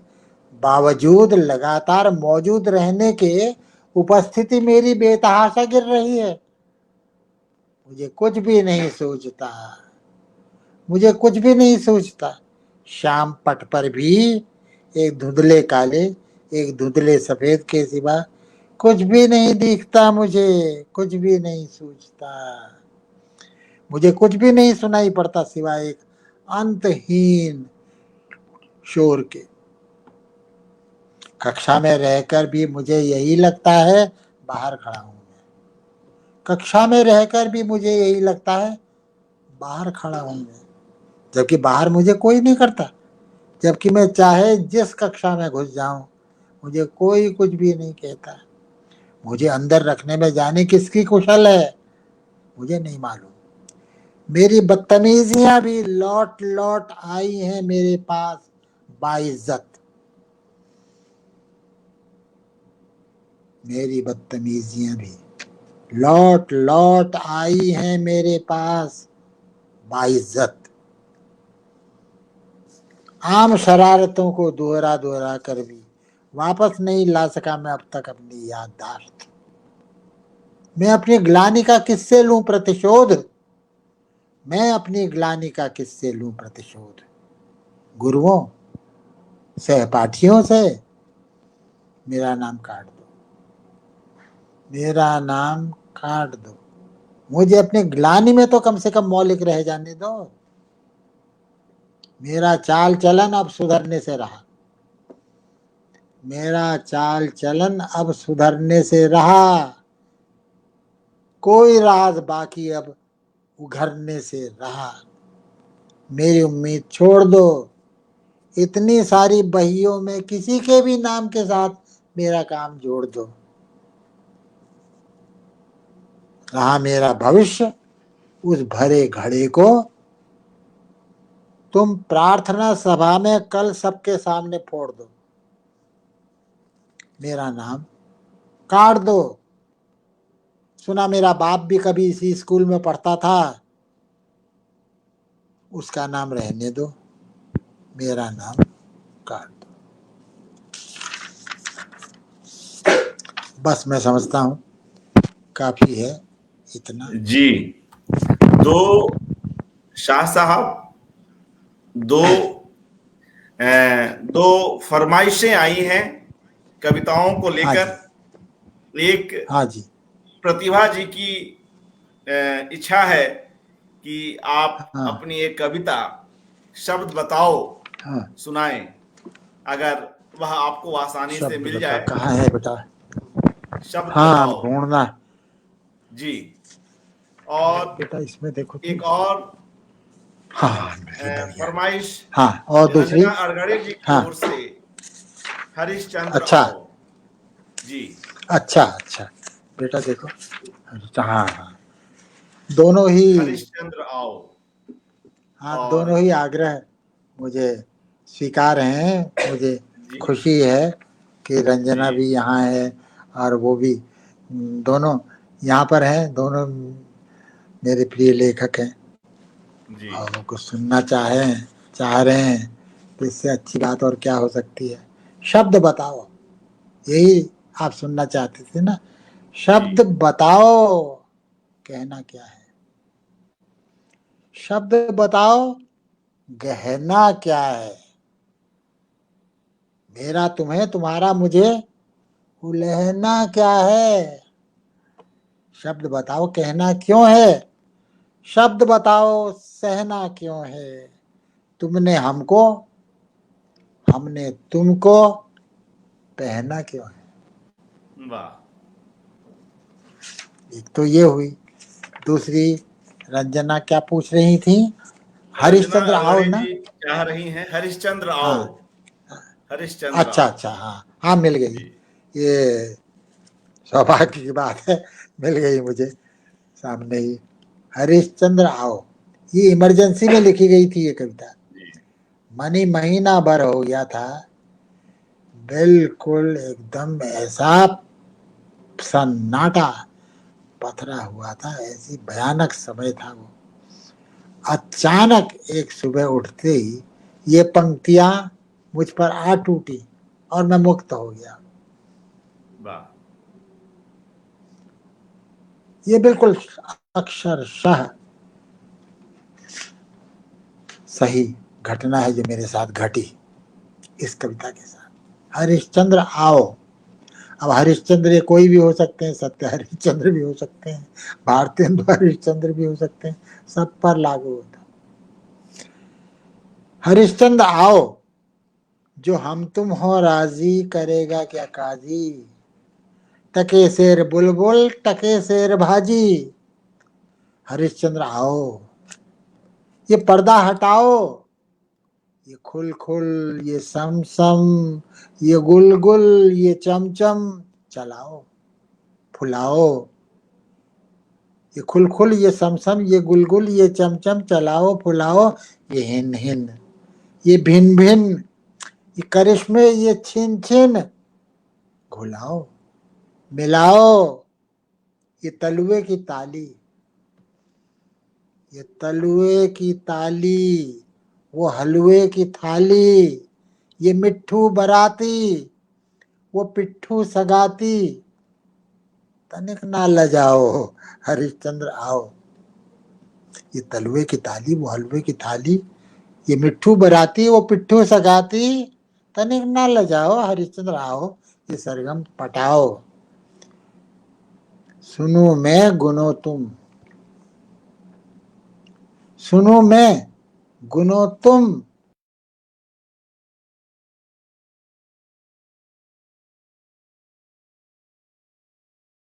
मित्रों, ये कुछ तकनीकी समस्या आई है और शाह साहब अभी स्क्रीन से दूर हो गए हैं।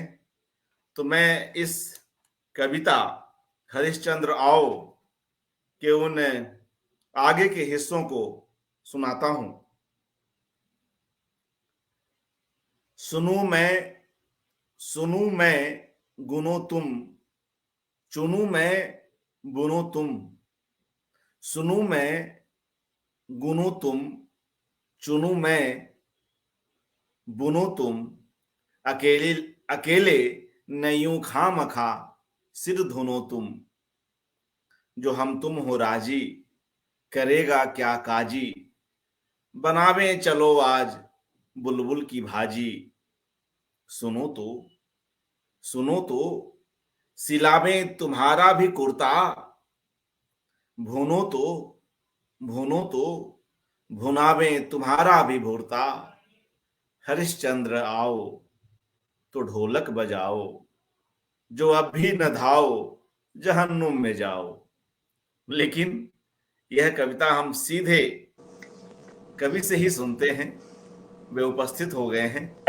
जी, तो एक बार उन अंशों को पढ़ लें जो रह गए थे। कौन मैंने कौन? अपनी ओर से छोटी सी कोशिश की। जी, हाँ, ये कौन सी कविता थी? मैं बोल रहा हूँ हरिश्चंद्र ये आओ। हरिश्चंद्र आओ के कुछ अच्छा हिस्से बच अच्छा। गए थे। जी, अरे, तो चलिए मैं पूरी सुना देता हूँ। जो हम तुम हो राजी करेगा क्या हाँ, काजी, जी, टके शेर बुलबुल टके शेर भाजी। हरिश्चंद्र आओ, ये पर्दा हटाओ, ये खुल खुल, ये सम सम, ये गुल गुल, वे चम चम, ये हिन हिन, ये भिन भिन, करिश्मे ये छिन छिन, हुलाओ मिलाओ, ये तलवे की ताली, वो हलवे की थाली, ये मिट्ठू बराती, वो पिट्ठू संगाती, वाह। तनिक ना लजाओ। हरिश्चंद्र आओ, ये सरगम पटाओ, सुनो मैं गुनो तुम, सुनो मैं गुनो तुम, चुनो मैं बुनो तुम, अकेले नहीं यूं खाम खा सिर धुनो तुम। जो हम तुम हो राजी करेगा क्या काजी, बनावे चलो आज बुलबुल की भाजी। सुनो तो सिलावे तुम्हारा भी कुर्ता, सुनो तो सिला दे तुम्हारा भी कुर्ता, भुनो तो भुनावे तुम्हारा भी भुरता। हरिश्चंद्र आओ तो ढोलक बजाओ, जो अब भी न धाओ जहन्नुम में जाओ। वाह। तो किस तरह से कवि जो है अपने समय में प्रतिकूल परिस्थितियों को जिस हास्य, व्यंग और विद्रूपता के बीच उकेरता हुआ अपने ही ढंग से इस कविता में कितने सारे मुद्दों को बिल्कुल एक तरह से कहिए कि प्रहसन के रूप में उन मुद्दों को उछालता हुआ कितना कितनी तीव्रता के साथ उसका विरोध करता है, कैसे प्रतिरोध के स्वर को इस मजाकिया लहजे में, इस व्यंग्यात्मक लहजे में कवि रखता है। अपने आप में एक बड़ी धन्यवाद। कविता। जी, एक एक और आग्रह शिव दयाल जी की ओर से, धूम और घट भी सुनाते, धूम और घट भी।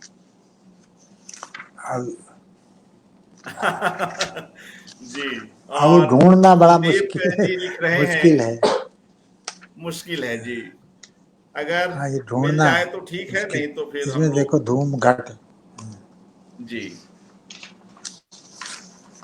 और एक और बहुत ही प्यारी कविता, अपने तरह की कविता, शाह साहब आपकी डाल से फिर। तो इसकी कुछ पंक्तियां मैं ही सुनाता हूं, और तब तक अगर हाँ, धूम और घट मिल जाए तो आप उसे पढ़ लें। मैं इस अंतराल का लाभ लेते हुए इस कविता को रख रहा हूं। डाल से फिर। डाल से फिर आ जुड़ी चिड़िया अचानक, डाल से फिर आ जुड़ी चिड़िया अचानक, आ जुड़े फिर रंग, नए चूने की चमक से, नए काजल की गमक से, खूब काले खूब धौले पंख, जुड़े फिर से रात दिन ज्यों, जुड़ गई चिड़िया। कहाँ देखे थे, कहाँ देखे थे कभी ये रंग, कहाँ देखी थी यही चिड़िया, सोच में ही उड़ गई चिड़िया, सोच में ही उड़ गई चिड़िया। चिड़िया। तो मित्रों, जितना हम सुनते जाएं उतना कम लगता है, और यह एक लेखक की अपनी ताकत है। शाह साहब के आप गद्य को पढ़ें, उनकी डायरियों में, उनकी आत्मकथाओं की अभी आपने अंश सुने, उनके उपन्यास पढ़ें, कहानियां पढ़ें, हर जगह आप कहीं ना कहीं बंधते हैं। इस बीच और पहले भी कई लेखकों से मेरी बातें हुई, उनमें से कई लोगों ने यह बात स्वीकारी कि कैसे वे शाह जी के गद्य से गद्य लिखना सीखते हैं, उनकी कविताओं से कविता लिखने की प्रेरणा पाते हैं। ऐसे कई साहित्यकार इस बात को अपने आप स्वीकारते हैं। यह एक लेखक के लिए एक बड़ी उपलब्धि है। जी शाह साहब। हाँ, ये अभी अभी मेरा ख्याल है शिवदयाल जी आप धूम कविता का कह रहे थे। जी जी धूम बिल्कुल जी। वो मिल गई है, वो मैं पढ़ता हूँ। और दूसरी जी क्या बहुत कहा था आपने? दूसरी कौन सी कविता कही थी?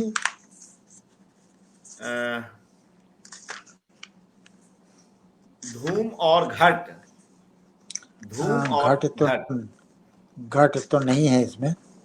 जी धूम सुना अब दें। क्या है, पहले तो हाँ सब याद भी रहता था मुझे, अब जो है वो स्मृति उतनी वो नहीं रह गई है। धूम सुनिए, शिवदयाल जी की जी फरमाइश। धूम। बहुत दूर तक साथ चली थी पर्वतमाला, बहुत दूर तक साथ चली थी पर्वतमाला, बहुत दूर तक साथ चला था जंगल अपने, फिर था वह सब बिला गया, फिर था वह सब बिला गया सूने सपाट में। चलते चलते दिखा अचानक सूखी एक सपाट नदी के वक्षस्थल पर गायों भैंसों का हहराता पूरा एक हुजूम, जैसे कोई सभा वहां होने वाली हो, जैसे कोई सभा वहां होने वाली हो, आने ही वाले हो कोई महामहिम। हाँ, कोई पशुपति नाथ। इस तरह मची हुई थी धूम। यात्रा कब की बीत चुकी, पर बीत नहीं पाया वह दृश्य अभी तक। यात्रा कब की बीत चुकी, पर बीत नहीं पाया वह दृश्य अभी तक। सोते जगते कभी कहीं भी हैराने लगता है मुझ में, अरे वही का वही समूचा पूरा एक हुजूम। मचने लगती मुझ में वैसी की वैसी वह गूंगेपन की धूम। ये है घट। मुझे याद तो जी इसमें तो नहीं मिली ना। मित्रों, इस तरह से हम लोग आदरणीय रमेश चंद्र शाह जी के साथ इतनी देर तक बने रहे और उन्हें सुने, उनके आत्मकथ्य से भी गुजरे, कई नए प्रसंगों से भी गुजरना हुआ और कुछ एक लोगों की प्रतिक्रियाएं भी आई कि जिन लोगों ने अक्षरा में इन अंशों को पढ़ा था, आत्मकथ्य के इन अंशों को, उन्हें भी आज यह सब सुनकर अच्छा लगा। और जब भी कोई लेखक स्वयं अपनी रचनाओं का पाठ करता है और खास तौर से जब शाह जी जैसा व्यक्ति जीवंत पाठ करता है, तब उसका आकर्षण अद्भुत होता है। हम सहज ही उस पाठ के साथ बहते चले जाते हैं। जिन लोगों की प्रतिक्रियाएं मिली, मैं उनके नाम ले लूं। गंभीर सिंह, पारुल पुखराज, शिवदयाल जी, रंजना अरगड़े जी, बाल कीर्ति, आरपी सिंह, कुलदीप जी, और कुछ एक उदय भानु पांडे जी, सुषमा श्रीवास्तव, अशोक भौमिक, और भी कुछ लोगों के नाम लूंगा शाह साहब, मगर एक प्रश्न और आ रहा है, उसे भी यहां पर रखता हूं। प्रोफेसर उदय भानु पांडे जी पूछ रहे हैं, प्रश्न है एक, आप सुन पा रहे हैं? हाँ, सुन रहा हूं। जी। प्रोफेसर उदय भानु पांडे जी पूछ रहे हैं, यदि आप अंग्रेजी के छात्र और प्रोफेसर न होते तो क्या आपके लेखक की गुणवत्ता कुछ कमतर होती? एक। दूसरा, आपकी कविता और समीक्षा में कौन विधा सुपीरियर है? अभी ये निर्णय तो मेरे पाठक उदय भानु पांडे जैसे जागरूक पाठक ही बेहतर कर सकते हैं। मैं करूं तो उसे कौन मानेगा, कौन सुनेगा, और मैं भी कहाँ मानूंगा उसे। तो इसलिए ये ये प्रश्न तो अपना अलग ही है। पहला प्रश्न क्या था उनका, पहला पहला क्या था था? कि यदि आप अंग्रेजी के हाँ छात्र और हाँ प्रोफेसर न होते तो क्या हाँ आपके लेखन की गुणवत्ता गुणवत्ता हाँ। कुछ कमतर होती? कमतर तो नहीं होती, लेकिन भिन्नतर होती, कुछ अलग होती, वाह। फर्क होता कुछ, ये हो सकता है। क्योंकि एक ज्यादा बड़ी दुनिया में आप प्रवेश कर जाते हैं तो फिर दूसरी तरह के परिवर्तन आते हैं। तो उन परिवर्तनों से कोई उदासीन नहीं रह सकता। वो कोई नकल नहीं है, वो कोई ऐसा नहीं है कि आप ज्यादा प्रभावित हो गए किसी से, आपकी मौलिकता में कोई बट्टा लग गया या उसकी उसकी कोई क्षति, ऐसा कुछ नहीं होता। जो कवि होता है उसकी पाचन शक्ति, उसका हाजमा बड़ा तगड़ा होता है, दुनिया भर के अनुभव पचा सकता है वो, कभी उसका कोश रीता नहीं होता। तो न वहाँ कोई हलचल या भगदड़ मचती है। तो वो तो जितना पढ़ेगा आदि, पढ़ना भी अनुभव है। पढ़ने को वो सिर्फ आप एक किताबी रूटीन की तरह से क्यों देखते हैं, वो भी एक अनुभव है। जिंदा लोगों के जिंदा अनुभवों का लेखा है वो, है ना। लेकिन ये मैं नहीं कहूंगा कि कोई बड़ी कमी हो, क्या पता, नहीं है, ये कौन जान सकता है। ऐसा नहीं कि कोई अंग्रेजी में, अगर मैं अंग्रेजी में नहीं जाना, अंग्रेजी से अगर मेरा ऐसा प्यार ना होता, जबरदस्त प्यार, है ना, तो मुझ में कोई कवि की हैसियत से कोई कमी रह जाती, ऐसा तो मुझे नहीं लगता। लेकिन जी जी तो वो तो होता है, कोई भी ना आप करेंगे। अब जैसे मैंने कुमाऊनी में भी कविता लिखी है, 2 संग्रह है हाँ मेरे कुमाऊनी में, जी लेकिन किसी हिंदी वाले को पता नहीं होगा। यहाँ तक कि खुद कुमाऊनी जो जानते हैं, है ना, उन्होंने भी शायद ही पढ़ी हो। जी। और लेकिन कुछ मुझे लोगों की मालूम है कि प्रतिक्रियाएं मैंने, जिनकी आई, उनके नाम ले लूं। हाँ सुषमा जी, श्रीवास्तव जी, अशोक भौमिक, हाँ हाँ, और किरण कुमार मोदक, रंजना अच्छा, अरगड़े जी, प्रतिभा जी, हाँ हाँ आरपी सिंह जी, कमल नयन जी, हाँ, सुषमा अच्छा सितोखे जी, जी, उर्मिला श्रीष जी, महेंद्र अच्छा, रंगा, मनोहर हाँ नोटानी जी, अनिल हाँ, विभाकर जी, अरुण गुप्ता जी, सरोजनी प्रसाद जी, हम्म, शंपा शाह जी, और मोहन सिंह रावत जी, और कुछ एक नाम ले लूं, विजया सती जी, राम कुमार तिवारी जी, और सदानंद गुप्ता जी, दिगराज शर्मा जी, डॉक्टर प्रीति खरे, दिव्या जैन, खेमराज सिंह नेगी, अरे अमिता बहुत, जैन। देश के अलग अलग हिस्सों से लोग जुड़े हुए हैं। रश्मि पाठक, ममता कालिया जी, अरे ममता कालिया जी की प्रतिक्रिया भी आ रही है, कितना हाँ जीवंत वाचन करते हैं आप। जी ये तो बहुत ही, मैं तो दरअसल सोच ही रहा था, मन में मेरे विचार आ रहा था कि क्या वो भी है कि नहीं है इसमें। एक बार पहले भी वो सुन रही थी, मुझे अच्छा लगा था जी उनकी प्रतिक्रिया से।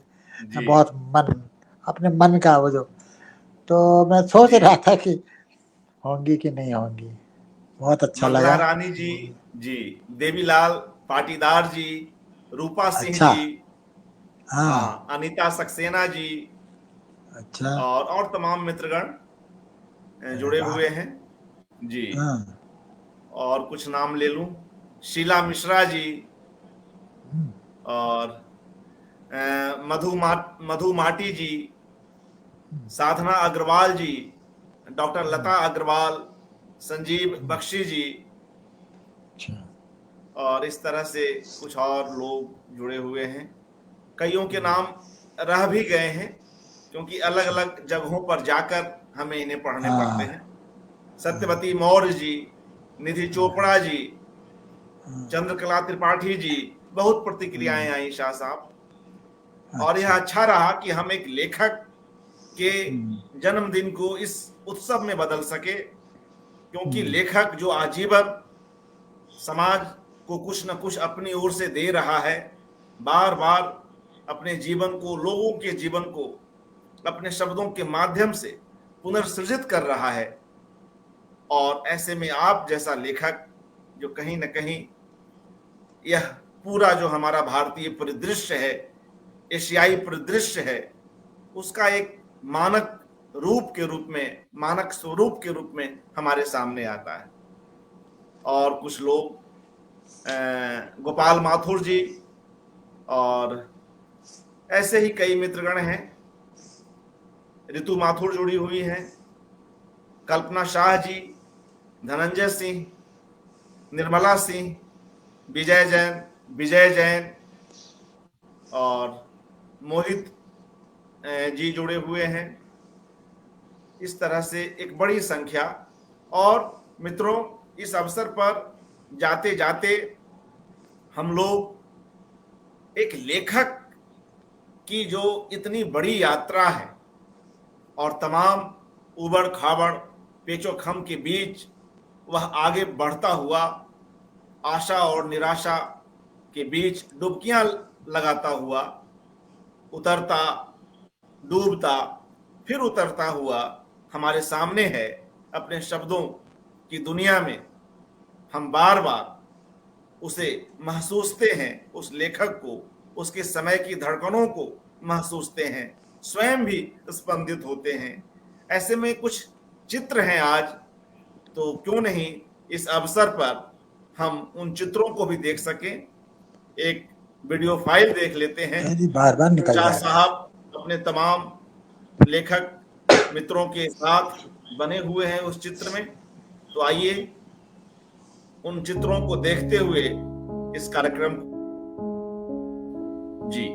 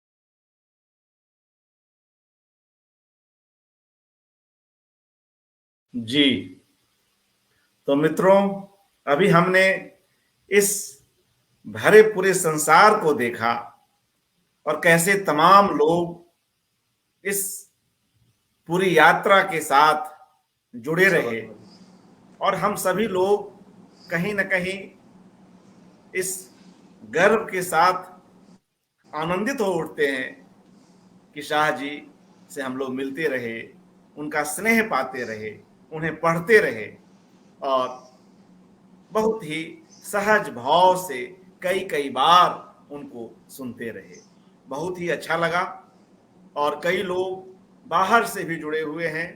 रमेश गोस्वामी जी, सुरेंद्र कुमार मिश्र जी, संध्या शर्मा जी, श्वेता सिंह, अमिता जैन, प्रेमा शाह, स्मृति शुक्ल, करुणा जी, डॉक्टर तृप्ति भाव सार, श्याम भारद्वाज, लेखा भगत, मृदुला मिश्रा, शिव कुमार, अशोक कुमार, मृदुला शाह, धनंजय सिंह, गौरी शंकर, राजीव यादव, मोहन सिंह रावत, डॉक्टर शैल प्रधान, मधुमती, विवेक कांबले, गोपाल माथुर, अनिमेश, अरुण पांडे, विजय दत्त, कविता पारुलकर, निधि चोपड़ा, नरेश कोहली और तमाम मित्रगण। तो आइए मित्रों, आज के इस कार्यक्रम के बहाने हम लोग पुनः शाह साहब को खूब सारी बधाइयां देते हैं और उनकी इस सर्जनात्मक यात्रा के साथ स्वयं को जोड़ते हुए खुद भी अपनी अपनी ओर से कुछ न कुछ रचने की कोशिश करते रहते हैं। और शाह साहब अभी हमारे स्क्रीन से बाहर आ गए। संभवतः उनके उपकरण की बैटरी कमतर हो रही थी और एक लंबी अवधि तक हम लोग इस कार्यक्रम में उन्हें सुनते रहे। स्वयं वे भी इसके लिए तैयार नहीं थे, मगर यह आप सभी का स्नेह है कि वे भी इतनी देर तक इस जीवंत रूप में, इस जीवंत संवाद के साथ हमारे साथ बने रहे। और अंत में उनकी एक कविता संवाद शीर्षक से ही है, मैं उसे सुनाता हूं और फिर हम लोग इस कार्यक्रम को समाप्त करेंगे। संवाद, रमेश चंद्र शाह। पेड़ ने हवा से कहा, सुनो मुझे लहरा दो। पेड़ ने हवा से कहा, सुनो मुझे लहरा दो। हवा बोली, ठीक, मगर तुम उसके बाद मुझे एक जगह ठहरा दो। हवा बोली, ठीक, मगर तुम उसके बाद मुझे एक जगह ठहरा दो। बोला तभी समुद्र, बहुत दिन हुए तुम्हें, बहुत दिन हुए तुम्हें पृथ्वी मुझ में डूबे। पहले की तरह मुझे फिर से तुम गहरा दो। पहले की तरह मुझे फिर से तुम गहरा दो। अठास कर बोली पृथ्वी समुद्र से, किसने था तुम्हें कहा तुम मुझ पर पहरा दो। किसने था तुम्हें कहा तुम मुझ पर पहरा दो। तो इन खूबसूरत पंक्तियों के साथ हम अपने इस प्रिय कवि और गद्यकार को ढेर सारी बधाइयां देते हैं। उनकी सृजनात्मक यात्रा यूं बनी रहे। और मित्रों, जिसके साथ आज की यह कड़ी समाप्त होती है। आज की यह कड़ी उद्घाटन कड़ी थी और हमने स्वयं शाह साहब को सुना। कल से उनसे जुड़े और उनकी रचनाओं से जुड़े लेखकगण, अनुवादकगण, कलाकारगण आएंगे और अपनी बात रखेंगे। कल इस एकाग्र की दूसरी कड़ी होगी। हम पुनः मिलते हैं। आप सभी से अनुरोध कि उपस्थित हों। ये सभी कार्यक्रम आप जन सुलभ के इस फेसबुक पेज पर और इसके यूट्यूब चैनल पर जहां आपको सुविधा हो सुन सकते हैं। कल पुनः मिलते हैं। शुभ रात्रि। नमस्कार।